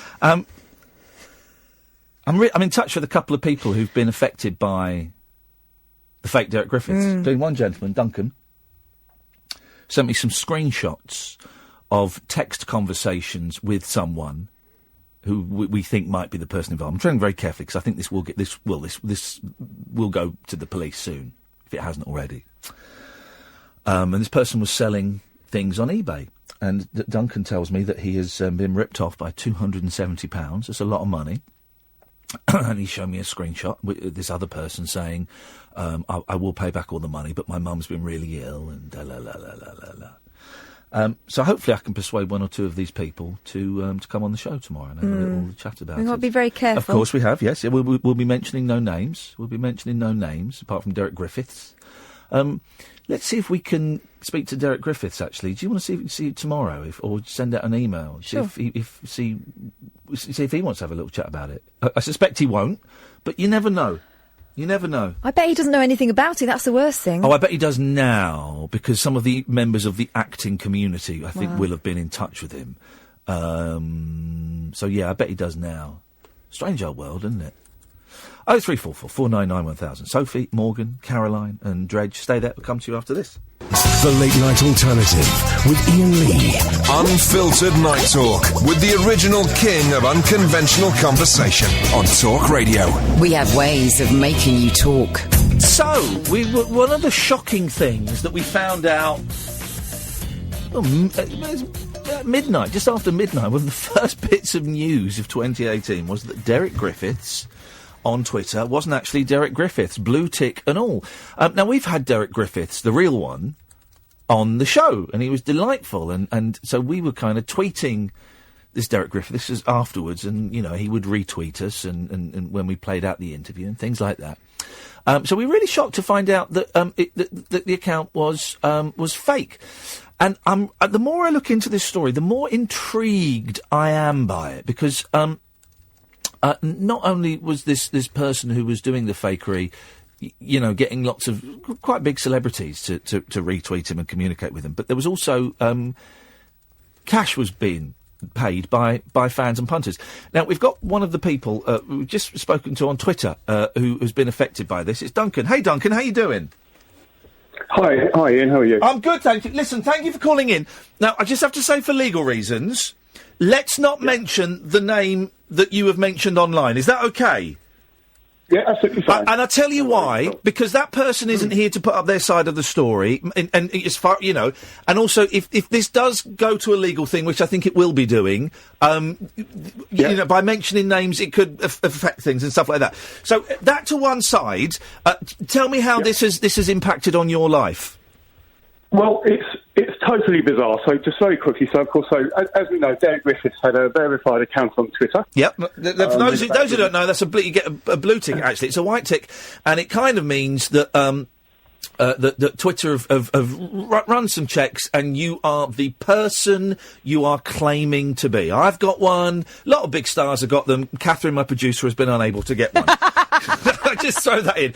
But it kind of means if you're looking for a celebrity or someone that you're a fan of, and you see that blue tick, you kind of think, oh, that's actually that person. Yeah, absolutely. And so in a nutshell, about 3 months ago, I was just on Twitter and I found his account. Yeah. And I must make the point, and I friended him. Yeah.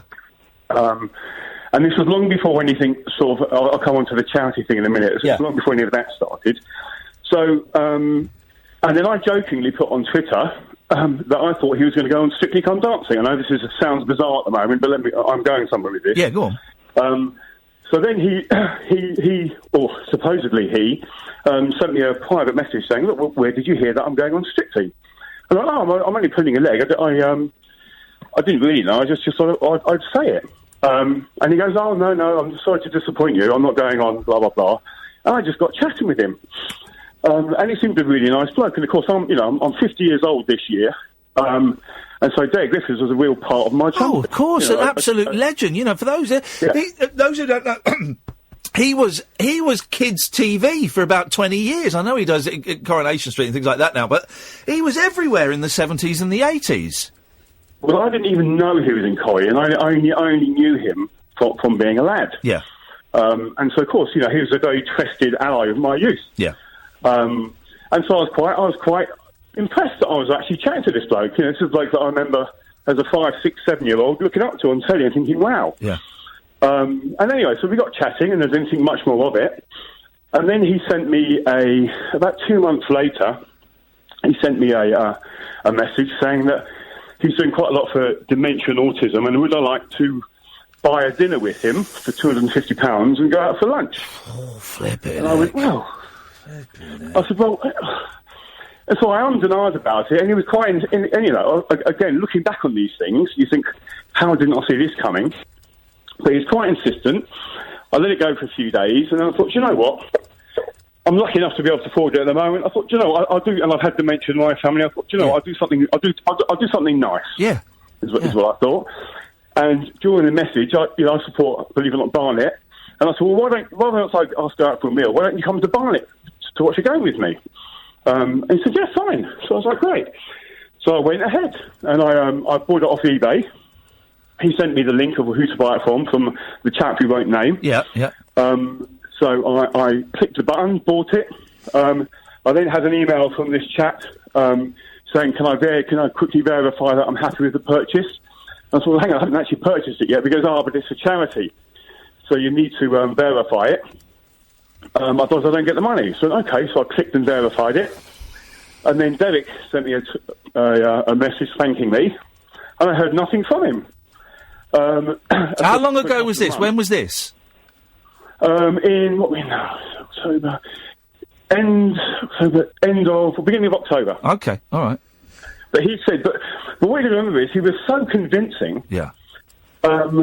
He was retweeting his publicity shots for his. He was doing Driving Miss Daisy. Yeah. But again, I was reassured by the blue tick. Yeah, of course. So I thought, I thought he's been verified, etc. Anyway, he then sent me a message saying, look, thank you very much. One more favour to ask you. Is there any chance you can just donate to the Just Giving page as well? And I thought, well, you've been a bit cheeky now. But I did. I gave him another 20 quid just to show a bit of willing. Yeah. And then the last... And again, just to go on, I can't tell you, he was tweeting publicity shots. He was promoting his own play. When you were in the jungle, he was tweeting about the ginger girl. I can't remember her name. Jenny. Jenny from Fizz, let's all support her, get right behind her, Team Jenny. So it was so real, I can't tell you. And so I only, like yourself, found out yesterday, because, well, about 4 days ago, just have a drink, just one second. About 4 days ago... Was that refreshing? Was that a refreshing drink there, Duncan? What are you drinking? A bit of water. Oh, OK, all right. A bit of water. All right, fine. Go on. I've got work in the morning. OK, good. So about 4 days ago, his account was suspended. Yeah. And I thought, now that's weird. What's going on here? And I didn't think much of it. And I went onto his official website, which again, it now transpires isn't his official website either. Oh, no. His official website. If you Google Derek Griffith's official website, it will give you the links to his Twitter page and his Facebook page. So again, you think, well, this can't be a fake, of course, because I'm being sent here. Hang on, the official Derek Griffiths website, officialderekgriffiths.co.uk, that's fake.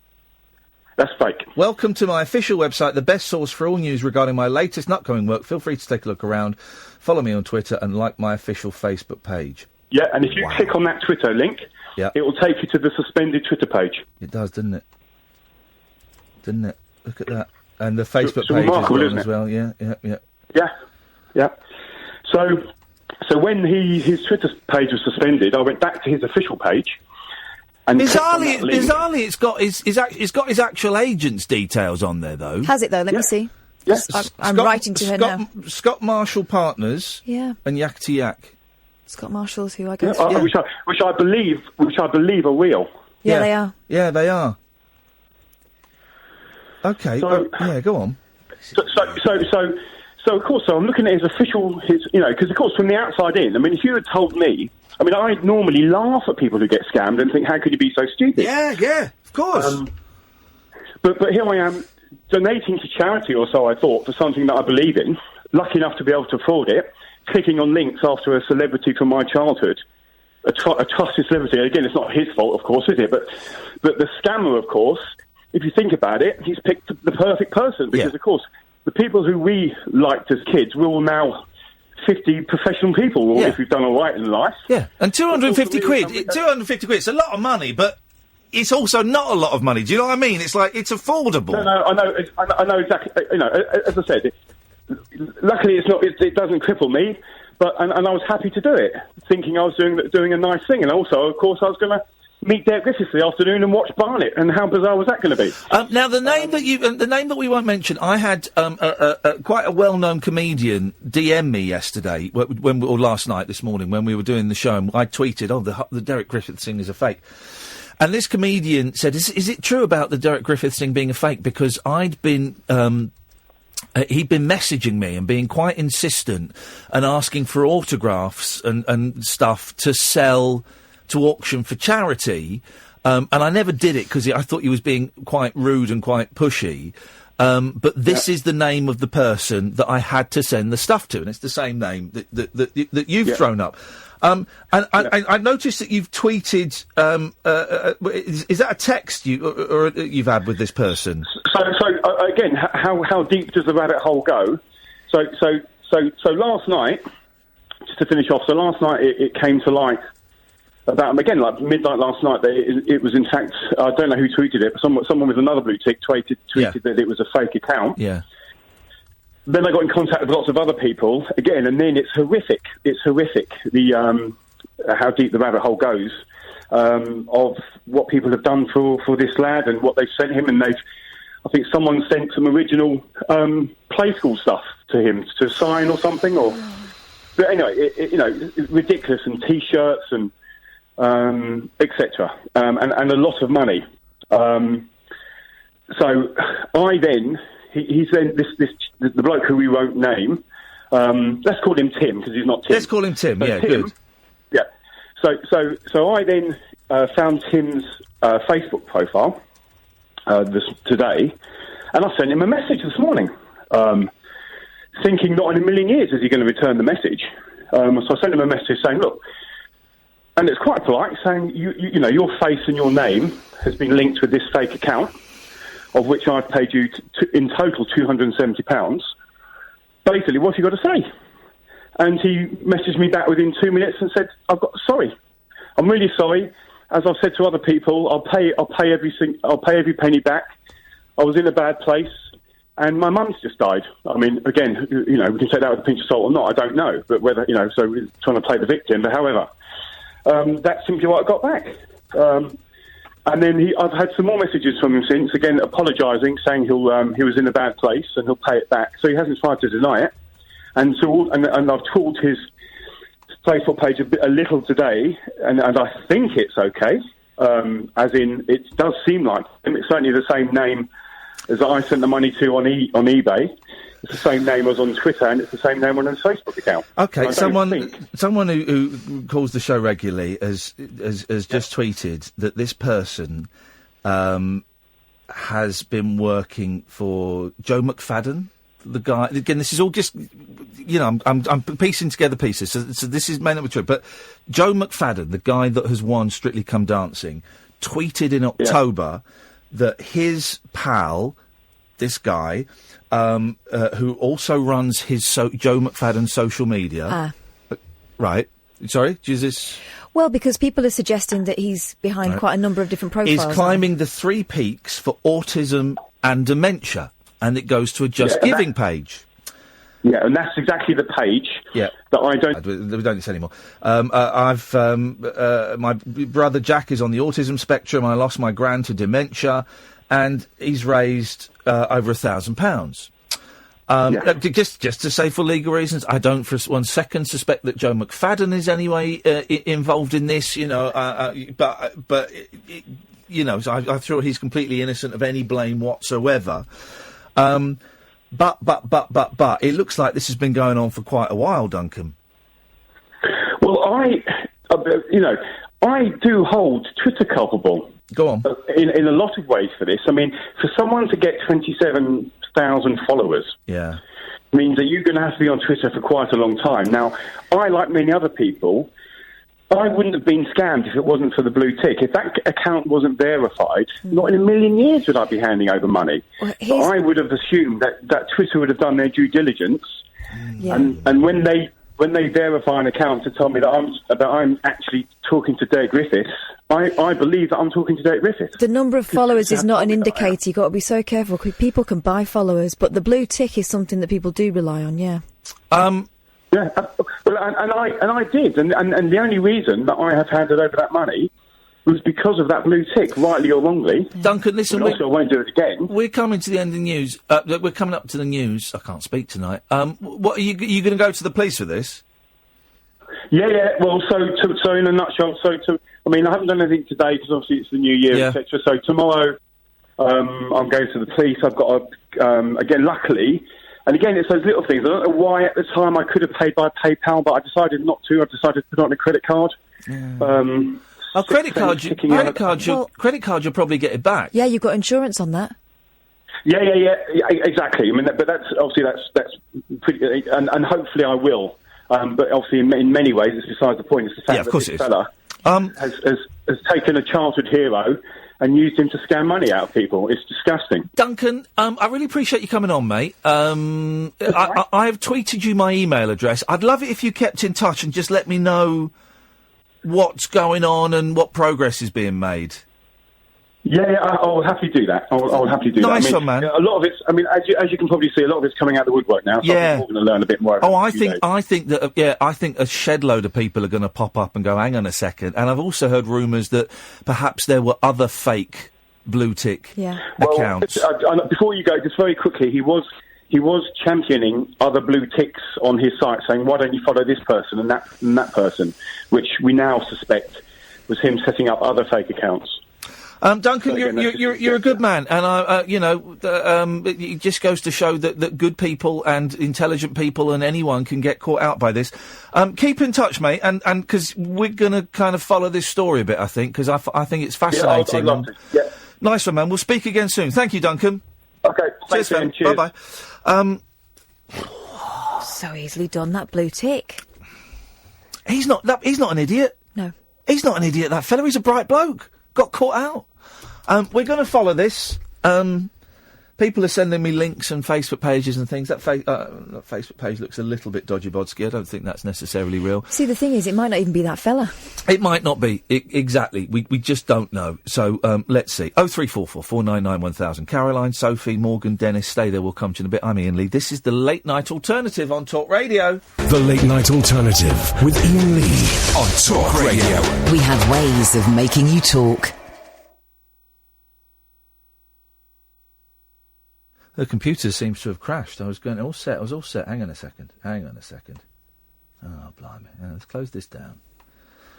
Let's close it down. We'll open it up again. Switch it off. Switch it on. Ladies and gentlemen. Do you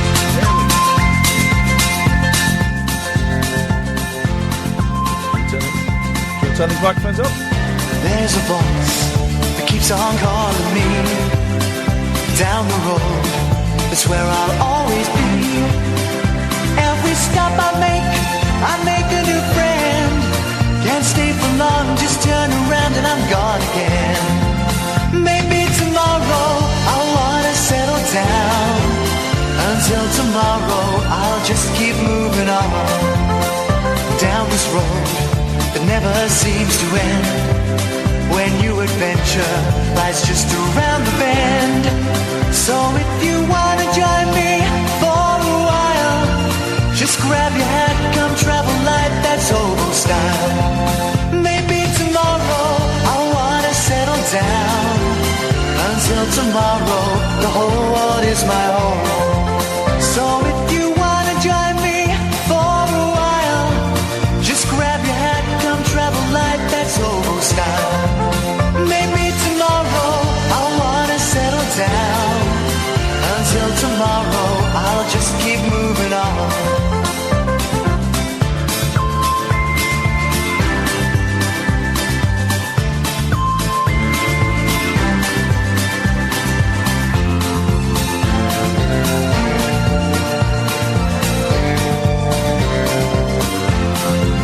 Maybe tomorrow I'll wanna settle down. Until tomorrow I'll just keep moving on. There's a world that's waiting to unfold. A brand new tale no one has ever told. We've journeyed far, but you know it won't be long. We're almost there and we paid our fare with a hobo song. Maybe tomorrow I'll wanna settle down. Until tomorrow I'll just keep moving on. So if you wanna join me for a while, just grab your hat, come travel light, that's hobo style. Maybe tomorrow I'll find what I call home. Until tomorrow, you know I'm free to roll. It just gets murkier and murkier. Dredge has just messaged me on Twitter saying that he was really upset a few months ago because Derek Griffiths was rude to him online. It wasn't Derek Griffiths.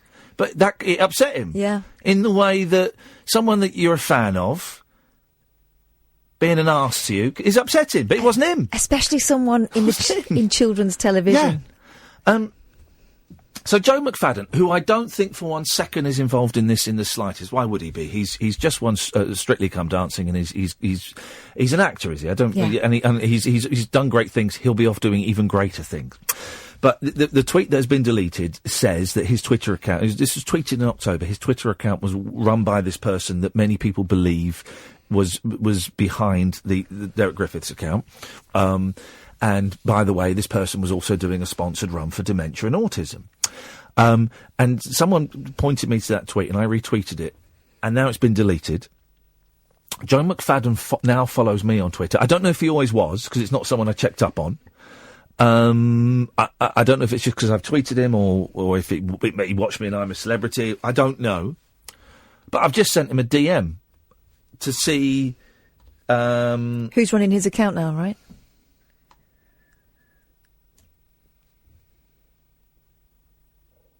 Well, Joe McFadden has replied to me. Joe... Right, OK, so I've just replied, hi Joe, Iain Lee here from I Am a Celebrity and Talk Radio. Are you running this page or is this person? He's been accused of defrauding people via Twitter. I deleted the tweet, mate. Is the guy's dodgy then? Don't really know anything about him.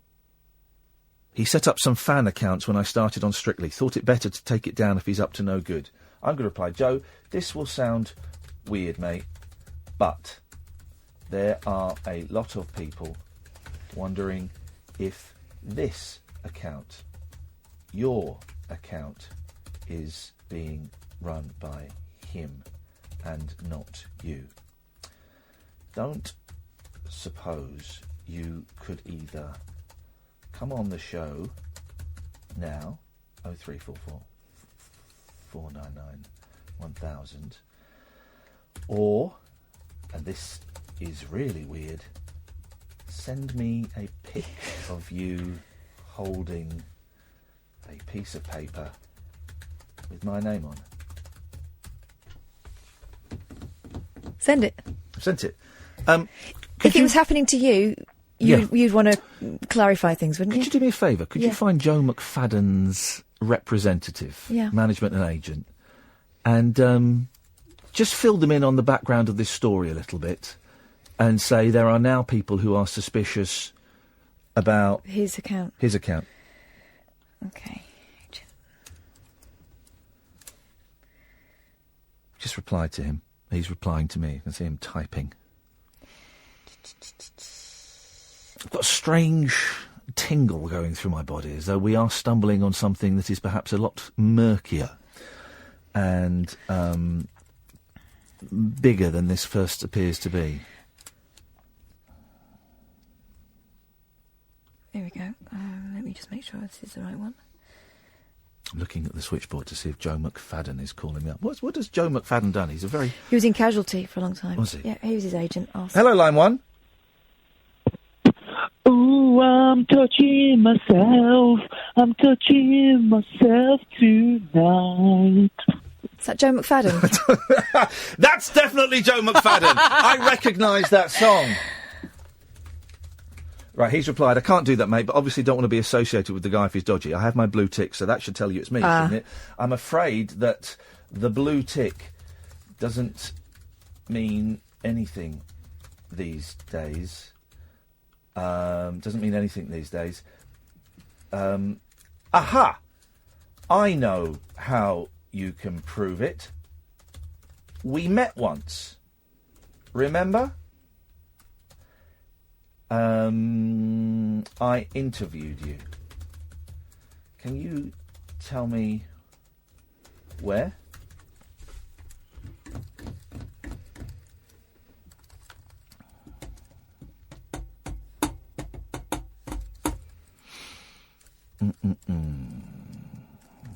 I'm finding this fascinating. I hope you're finding the long silences fascinating. Joe McFadden is replying to me.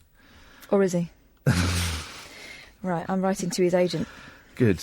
Just give him a little bit of the background and the names. And the Twitter account is Mr. Joe McFadden.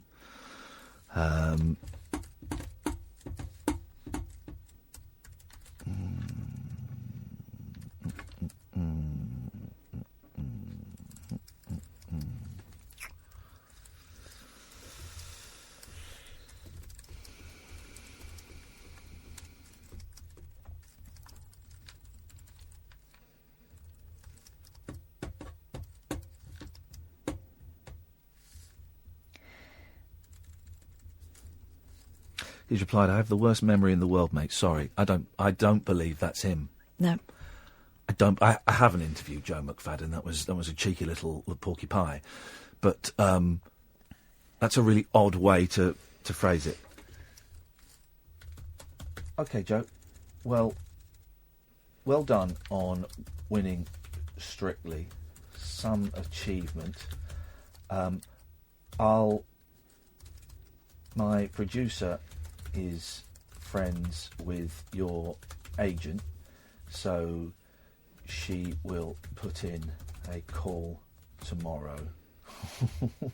He's just replied, "Was it big breakfast?" Nice try, sunshine. So she will put in a call tomorrow with them just to confirm this really is you. Sorry to drag you into this. I'm just finding this very, very peculiar. Very peculiar. And I don't believe a word. Here we go. Here's an email from someone. Ian, I don't mind chatting about this Derek Griffiths thing, but I want the full weight of the law to come down, so I don't want to prejudice anything at the moment. Due process. Well done. But basically, okay. So this guy bid for a lunch on eBay, didn't win it, but then this character got back and said, "Oh, the person that won it can't afford it, so you can have it at a lower price." Had to pay this person direct through PayPal. I did pay by credit card, so I can claim it back. He was messaging me before Christmas saying that lunch would be December, January. Then I had a message from the Derek account asking if I could send this person £125 to help towards the cost of a village hall he wanted to hire for a charity event, and I declined. This person has blocked me on Twitter, but I have his home address, so I'll get the authorities. I mean, this person's screwed, basically.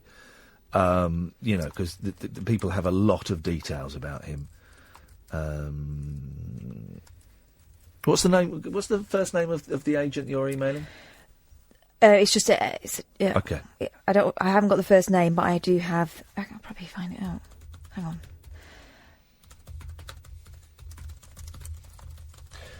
It's just a general thing. He's given me the name of someone. Doesn't give away enough of it. That person, that character, is in really big trouble. Lots of people going to the press and the Here we go. police. Got it. What's the first name? There are two. Yeah. Woman?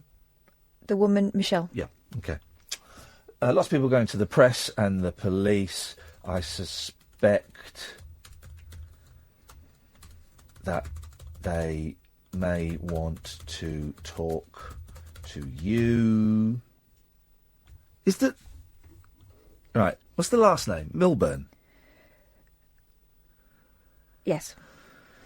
Because he got it wrong the first time round, this person. This person gave me a different name. Oh. Michelle Braidman. No. I mean Milburn. Interesting. I suspect they may want to talk to you.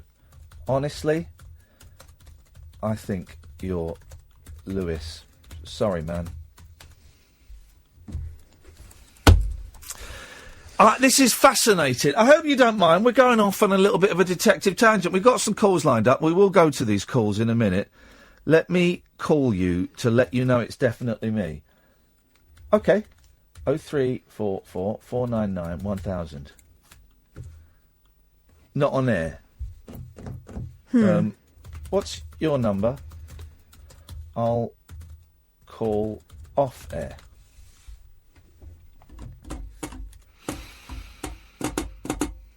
This stinks.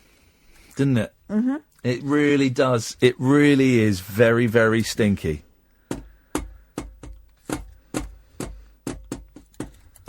Let's see if this person is. Hello, caller.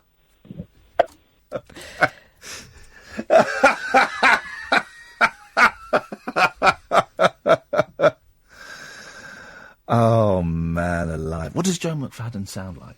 Scottish. Is he? Yeah, I mean, YouTube him. They'll have loads of like, oh, I'm so happy I won Strictly. They'll have that. Okay, let's get... I mean, he might not sound quite as elated YouTube. in connection with this story, but... Joe McFadden interview. Yeah, he looks like a nice lad.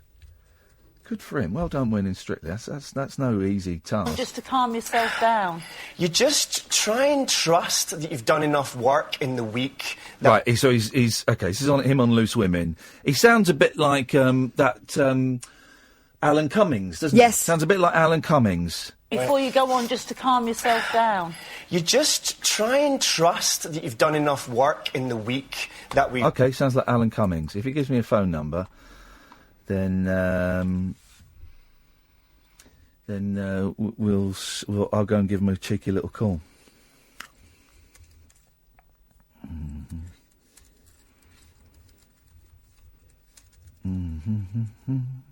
While we're waiting for that, let's take a quick break. The Late Night Alternative with Iain Lee. On air and off the leash. On Talk Radio.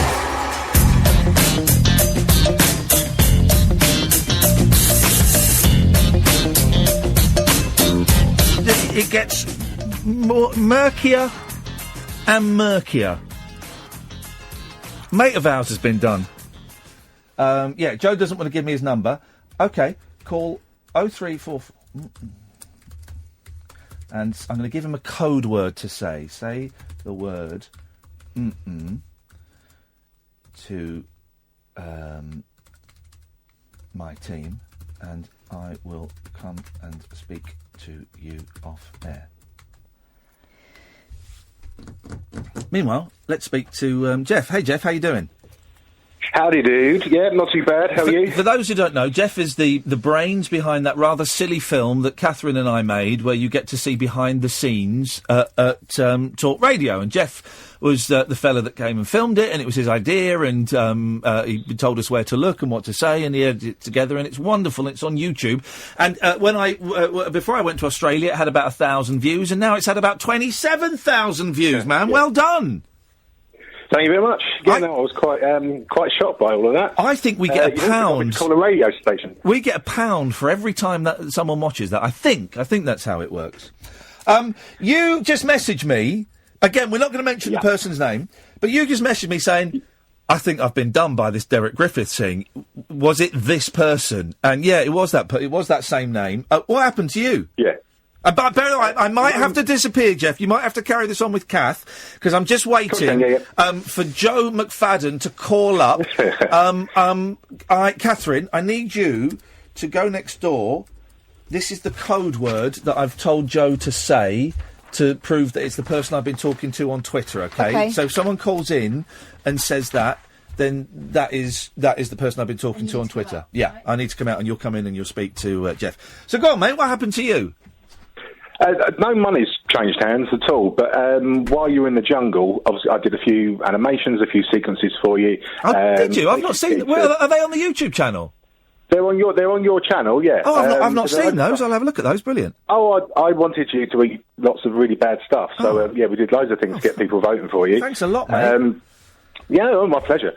And then but I think you were in there about 2 or 3 days, and I got contacted by Team Jenny, and she said, "Oh, love the stuff you've done for Iain. Could you do some stuff for me?" So I did them a little animation and some graphics for them as well. Oh, lovely. Well done.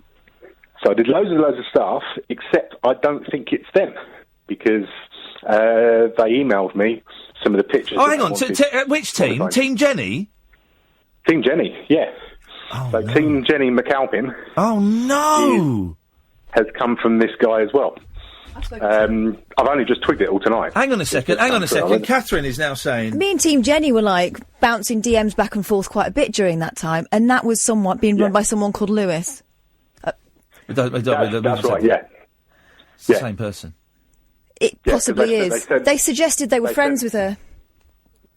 They did, yeah. They said, I asked how they knew them. They said they were really good friends. Can I just say, together. The official website for Joe McFadden, Emma is tweeting me, is now mysteriously unavailable. Right. Well, this is the other thing. As you got towards the end of your jungle, Team Jenny contacted me again and said, I also know Joe McFadden, and I'm doing some work for him. Could you also do some graphics for his Strictly voting? So I did some of that for him as well and send that over. So it's my time that's been wasted, not any money that's exchanged hands, but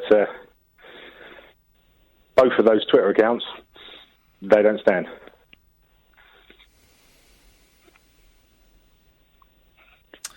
This is freaky. Now I'm friends with Jenny now, so I can't message her now because it's on the phone. But I'll send her a little tweet tomorrow, a little what do they call it? A WhatsApp tomorrow, and see if she knows this person.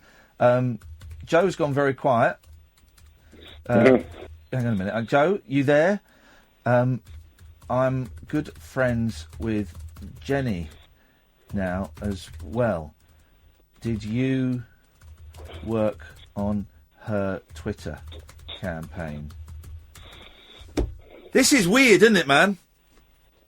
It's very bizarre. It's when you mention Lewis as the name. Yeah. I checked the email that they sent for all the pictures from, and that's come directly from the Team Jenny account.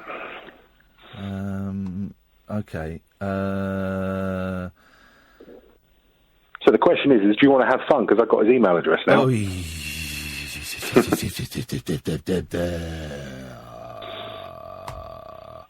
Hang on a second. Now someone has... right. Yeah, could you send me his email address? You've not got a phone number, have you? That's right.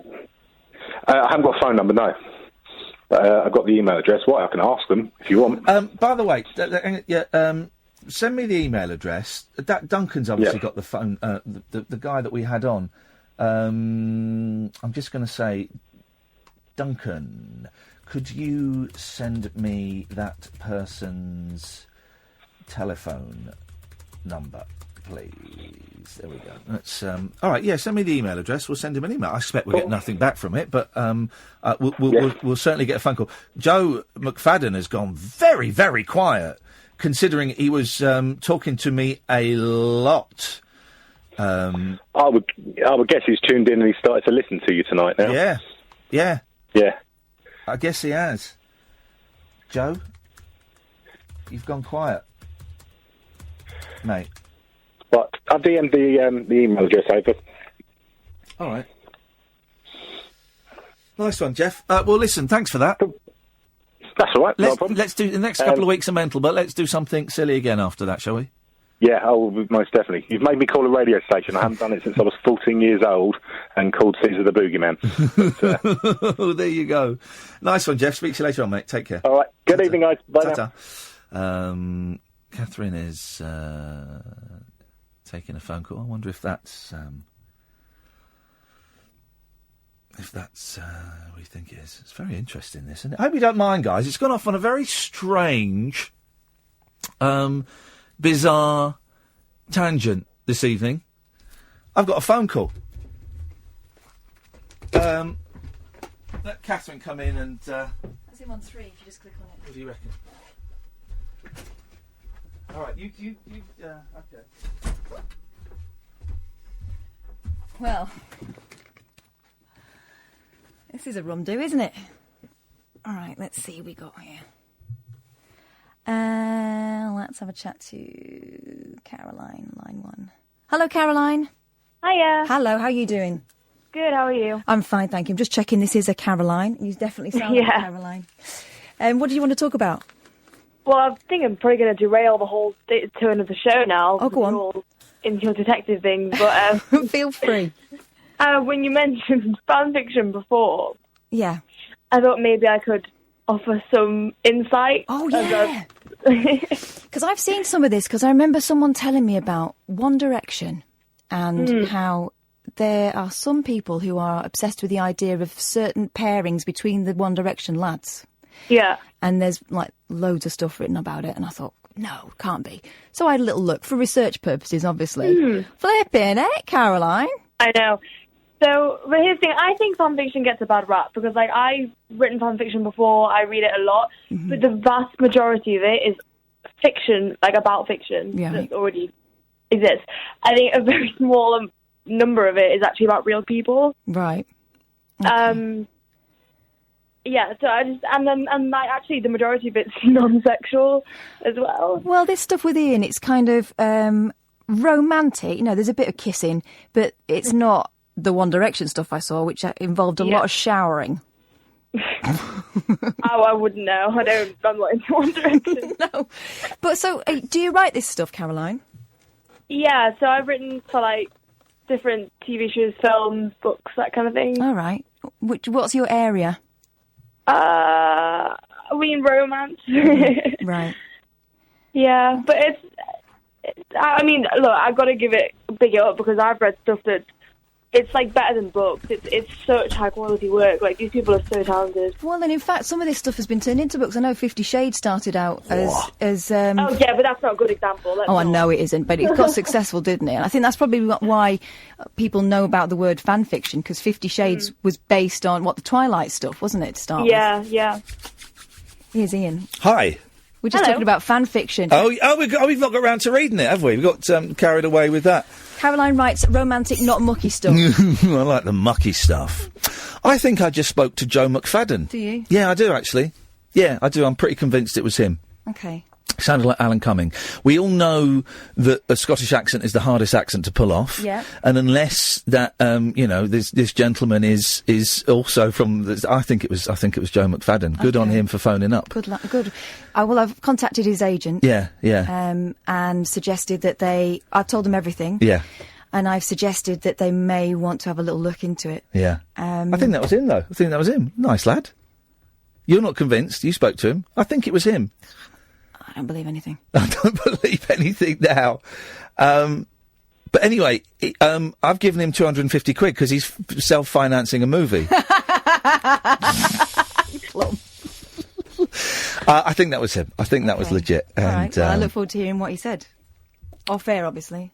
Oh no, he just said that he didn't really know this guy.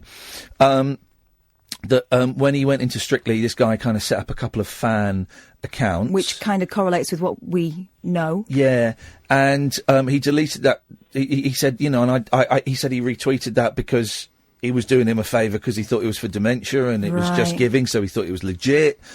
And he's a bit embarrassed by all of it. And, doesn't want to come on air because he doesn't really want to be associated with I get it. And I said, yeah, that's fine. That's fair enough. And I apologise for being a little bit heavy in the DMs. I said, so. No, but I mean, I think he'd appreciate why. Yeah. It's a what weird do we do then? Because world, I've already sent that thing through to his agent. Do I say we've spoken to someone saying they were Joe?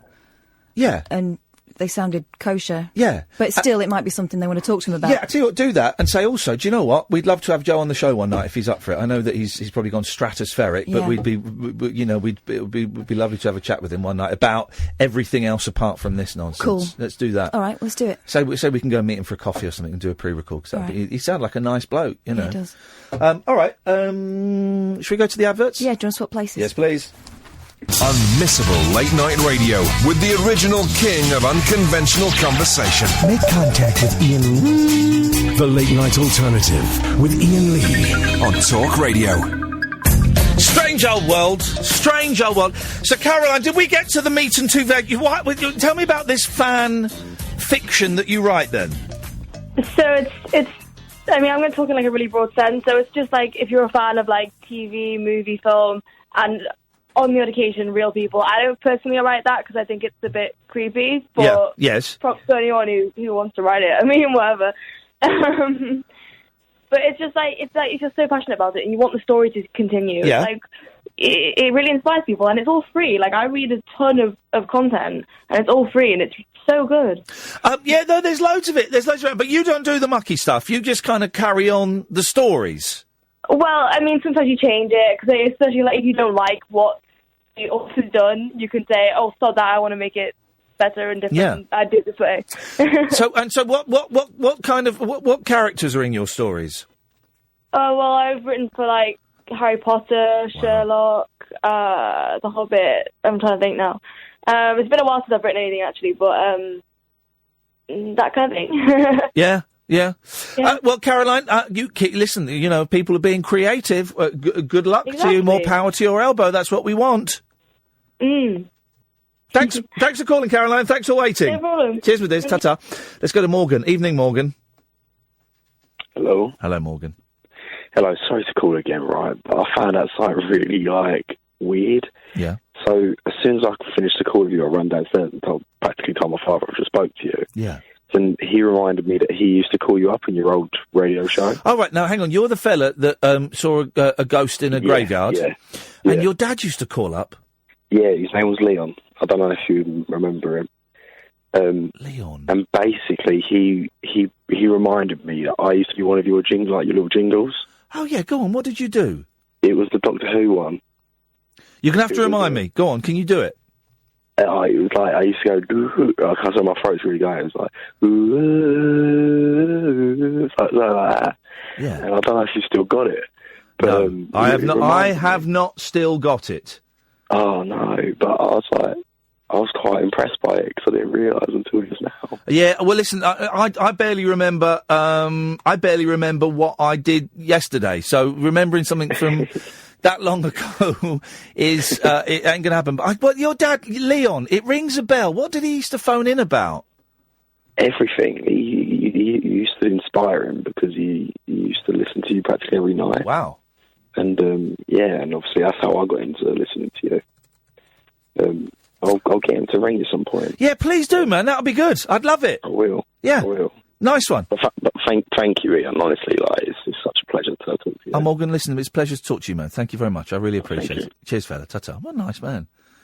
What a nice guy. Hello, who's this? Hello? Lemon-Otter. Hello. Lemon-Otter. Hello. Is that your, I'm assuming that's your Twitter name, not your birth name. No, that's my actual name. Lemon-Otter. Yeah. How are you spelling that? Yeah. Like the fruit and the animal. Really? It's a name? Well, that's wonderful. Yeah. I've never heard that. I'm sorry to sound so incredulous. That's incredible. That's all right. That's all right. I'm used to it. I can only apologise for not being cooler, Lemon-Otter. Okay, go on then. What have you... you've been involved with the Derek Griffiths thing. Yeah. Now, I mean, I'm a bit slow on this because I don't really use Twitter very much. Yeah. Sorry. But no, I literally just had a message from somebody saying, phone this number or email you if you've been conned out of money. And I thought, conned out of money? I don't know anything about it being a con. As far as I was aware, I bid for something on eBay. Yeah. I was expecting to have lunch with their... So let's just be careful. Let's not mention... We're not going to mention any names because I don't want to, prejudice anything that may or may not happen. So all right. That's okay. That's okay. But yeah, so go on. You had paid for... How much did you pay for a lunch? It was 250 quid. Yeah. Gosh. Yeah. And so the spokesperson, who was kind of the liaising person, was actually quite rude when I tried to follow it up and said, when's it going to be? Shouldn't we be making a date? And then he said, well, no, he's very busy and, it's likely to be the middle of January now. And to be honest, I kind of had a feeling that it was never going to happen. And I think I was probably the only person on eBay who refused to give feedback. Everybody else... Because he sent an email out saying, thank you for your money, please leave positive feedback. And everybody did, which I thought was a bit presumptuous, really, considering that they hadn't actually received anything yet, so how could they give feedback on it? Yeah. So I refused to do that. I kind of thought, well, maybe that's why he's being a bit huffy with me. And I was just waiting to hear from either of them, and then suddenly I just got something on Twitter about it. So it's a con, is it? It would appear that it certainly wasn't Derek Griffiths running the Twitter account, and that he wasn't auctioning off lunches. And that we don't know if it's a con yet, but it's certainly not looking great, I'm afraid. Right. Okay. So just tell me who else has kind of come to this conclusion as well? Well, just other people who've bought it. Other people who've bought it. So far, you're the second person that we know that has actually paid cash. Has paid money to have lunch with Derek Griffiths. We just spoke to a nice gentleman called Duncan, who paid the same amount. And has been having an email conversation, I think, or DMs or something with this person whose name we're not going to mention. And this person has claimed that I think his mum has died over Christmas, and that he's going to pay the money back, and all this kind of stuff. We know for a fact that the Derek Griffiths Twitter account was not real. And I've had one quite well-known comedian message me privately to say that the Derek Griffiths account was kind of hassling him for signed merchandise to sell an auction and things like that. And it had to be sent to this person who we're not naming. And a few other people have also said that they've contributed to a Just Giving page. It was all for dementia and Alzheimer's and autism. Yeah. And that they suspect that is not real as well. Yeah. So, it don't look great, if I'm completely honest. Yeah. That was the feeling that I had in the pit of my stomach, to be honest.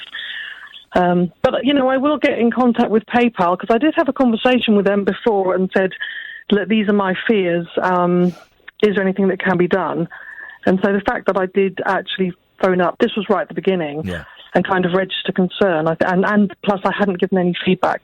But the thing is, after something like 21 days, I think the money that you're kind of withholding is automatically passed over to the buyer. Here's the thing. Anyway. I believe that on eBay, if you don't get the goods, you get the money back. I'm pretty sure of it, even if it's gone through, because I know that PayPal hold it in escrow. Is that the word? Escrow? That is the word. But I think that if you go onto eBay now or whenever you can, and you launch you launch a complaint or something, and you say you haven't received the goods, I suspect you'll get. I'm pretty sure you'll get the money back. Yeah. Did he tap you up? Because we've had a couple of other people as well saying that after they'd paid that money, they were then also asked, oh, by the way, could you just give another 20 quid towards a village hall, was one of the things he was trying to get money. Weird kind of stuff. Did you have anything else like that?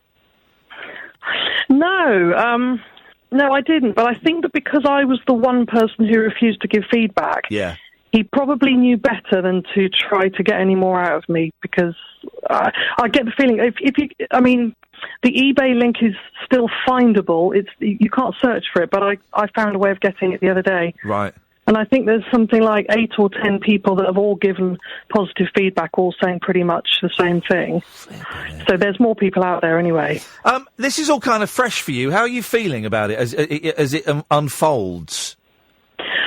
It's really no big surprise whatsoever, because, as I say, I always had a kind of feeling, and the fact that this person who was liaising was so rude, that was the thing that I think gave it away for me. The last contact that I had, it was very much like, stop bothering me. And I thought, well, if you just spent 250 quid on buying something, normally the seller is pretty decent about it and will do anything to kind of help. But it was, no, I'm way too busy. I've already told you, I think was the phrase. I've told you once. So, and I just thought, well, I'll give it till the middle of January. And then I'll see. Hang on, stay there. I think someone might be... Kadir, you've got information on how Lemon-Otter can perhaps get her money back? Hi, Ian, it's Kadir. I know, I just said I've Yeah, sorry. Yeah. I've studied the Consumer Rights Act because I've studied law, and PayPal pretty good on it. So what I suggest you do is you can escalate a claim with PayPal, but you've got 90 days to do it. That's what they give you. So you should claim it sooner than later because it doesn't automatically go to PayPal because you have to chat to the seller first. You get a 7 or 14-day period where it's just you and them. So I'd say escalate it ASAP rather than leaving it till later. Thank you very much. I say do that, and also go on eBay. And if you register a complaint on eBay, I think you'll get your money back. Okay, I'll give it a go. All right, nice one. Good luck. Let us know. Right. I've just seen you just emailed me as well. So keep in touch and let us know how it goes.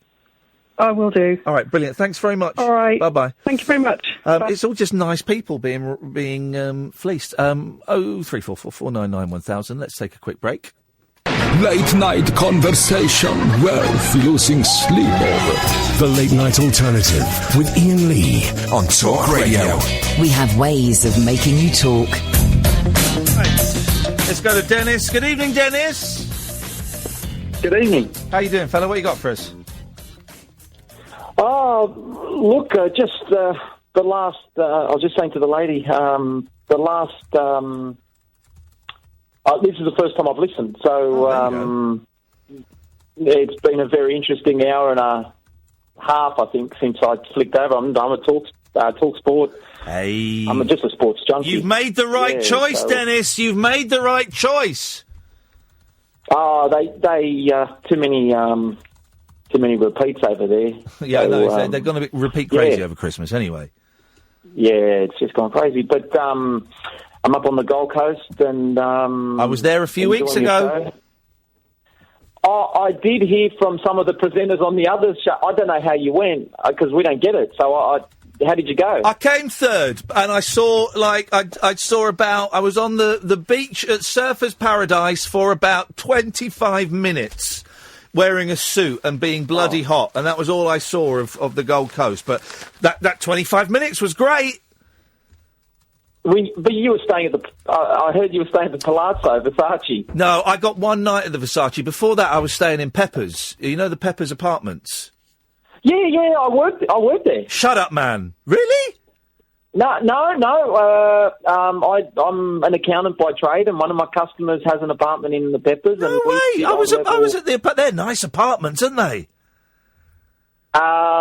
Mate, the little they have room like a little room for like the guests, and we have a game of snooker or whatever. Yeah, the games room. I was in that games room. I know that game, and the games room is right next to the Zen Garden.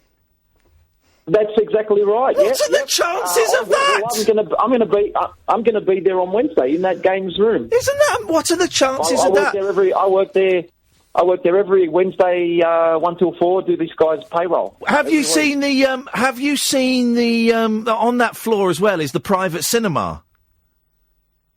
No. Oh, mate, get him to show you the private cinema. I was in there for about 5 or 6 days, and that was much nicer than the Versace, which is an horrendous place. The Versace's a little bit out of the way, and it's a bit pompous. It's a bit too... Oh, it's ridiculous. Yeah.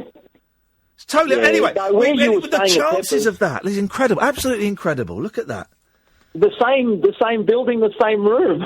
Yeah, isn't that amazing? Absolutely amazing. Anyway, Dennis, what are you called in for? This is great.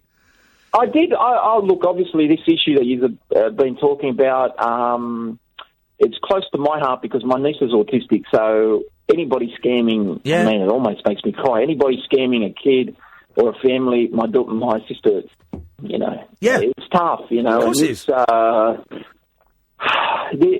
That's just crazy. But one of the other reasons I got a work call a minute ago, so I've missed the last 10 minutes, but I was going to say to you that I'm a power seller on eBay. Oh, yeah. And so anybody... I sell the computer software for the accounting program. What does a power seller mean?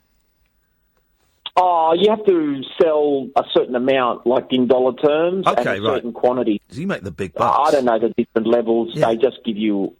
It bumps you up as well when people search for the You come, and it's a more reputable. It actually, some people would prefer to buy off you, even if you're $20 more, because they're they're pretty much guaranteed to get the product. Yeah. Okay. You're not dealing with you're dealing with somebody with 98% or better. Yeah. But you always pay by PayPal. Yeah. If you're going to buy something, because you will get the money back. If you make a complaint, they hold the funds, and you 100%. You'll get the money back if the guy's dodgy or the female's dodgy or whoever it is. So I had a lot of times where it just, Australia Post, it went missing. But these things happen, and unfortunately with ours, everything had a serial number, so we could track it back and we could get them a new box. But we knew if they were also lying to us, if the buyer was saying, at the other end, somebody didn't get them to sign for it, but we could prove that they had the serial number. So this is the thing. If you're sending anything from eBay, right, but send it so it's got to be signed for at the other end. Otherwise, they'll rip you off. No, that's what absolutely. That's what you've got to do. Yeah. And then you have that signature from your freight company as proof of signature. But also, with these types of what the sellers normally like, and I was a genuine seller, but the fraudulent ones normally want it to go into a bank account by bank transfer because there's less fees. There's no PayPal fee, which I think is about 2.75. But secondly, it's very difficult for your bank. The credit card's different, but if you pay bank transfer like a we call it a BSB. I think you call it a zip code or something. Yeah. Because if you transfer funds like to a BSB and bank account, very hard to get it out. And sometimes these guys that do like charity, they ask the charity to be sent continuously. Very hard to get. It's very hard from the banks to actually even stop. I've been defrauded as well. I'm not an idiot, but I've got somehow I ended up clicking on some cream or something from the States on eBay. What cream? And I ended up, I don't know how. What cream were you ordering from the States? I have very dry skin. Okay. Very dry skin. So it was a steroid-based cream, which actually was available here, but it was a lot cheaper from the States. Right. Okay. So I bought it once to try it, and the cream is actually quite good. But what would happen is good. I'm glad they would advertise it as they would advertise the price, but they would set it up as a direct debit. So, and the bank from my end, basically, this is how crazy it was. They couldn't stop the direct debit, and in the end, we had to cancel the credit card that the actual teller at the bank, the clerk, she said to me, Dennis, just cancel the credit card. Tell them you've lost the card. Yeah. And then it's over. And it went on for 6 months, and I still am fighting with the bank to try and get the money back. This is a big scam over here with people. Yeah, you click. It's on Facebook. It generally happens. You click and you buy this stuff, and then you think you're buying. I think it might have been Facebook. Yeah. It might have been Facebook. Yeah. It might have been because I sell on Facebook too. Yeah, but this, whenever you pay, as long as you're with PayPal, it'll be all right. PayPal. Dennis, listen, we're coming to the end of the show. I'm glad you found us. We're much better than that sports rubbish. Stick with us, Dennis, please, mate. Come on. Mate, the fact that you're so close, I'm still buzzing. The fact that you're in the same building. I've been in that room. I've been in that room. Isn't that nuts, Dennis? I've got to move on. Thanks for calling, mate. Pleasure, mate. Cheers, Thank you. Thank you. What a nice guy. Let's go to Mark. Mark, last call of the night. Good evening, Mark. Good evening, Ian. Mark, what you got for us? This is a really weird question, but would you rather be in the jungle with Ian Beale or Max Brennan? I retweeted that thing about winning a afternoon tea at Annie's. Oh, I've got to get in touch with Jenny. Yeah. Oh, God. Speak to her tomorrow. Oh, God. Sorry, what was that, Mark? Hello, Mark? Hello, Mark? Yeah, sorry, this is a bad signal. I just need to sort my phone out. There's a really bad signal. Okay, yeah, go on. Hello, okay. He said, would you rather be in the jungle with Ian Beale or Max Branning? Ian Beale, obviously. Adam Woodyard. Yeah, he's a chef. Does that answer the question, Mark? But why Ian Beale? Why not Max? Well, because I like Ian Beale more. Yeah, but he's a pathetic excuse for a man. No, he's not. I'm joking. He's a great guy. Okay. Well, thanks for calling, Mark. I'm glad we sorted that out. Big questions. Wowzers. Very big questions. Oh, God, look. That person's associated with Jenny. I've got to tell her, haven't I? Yeah. That's the person that's been running the Team Jenny thing. Oh, God. I'll send her a little WhatsApp after the show. Dearie me. Well, this is, for the new listeners, this has been a show and a half, hasn't it, eh?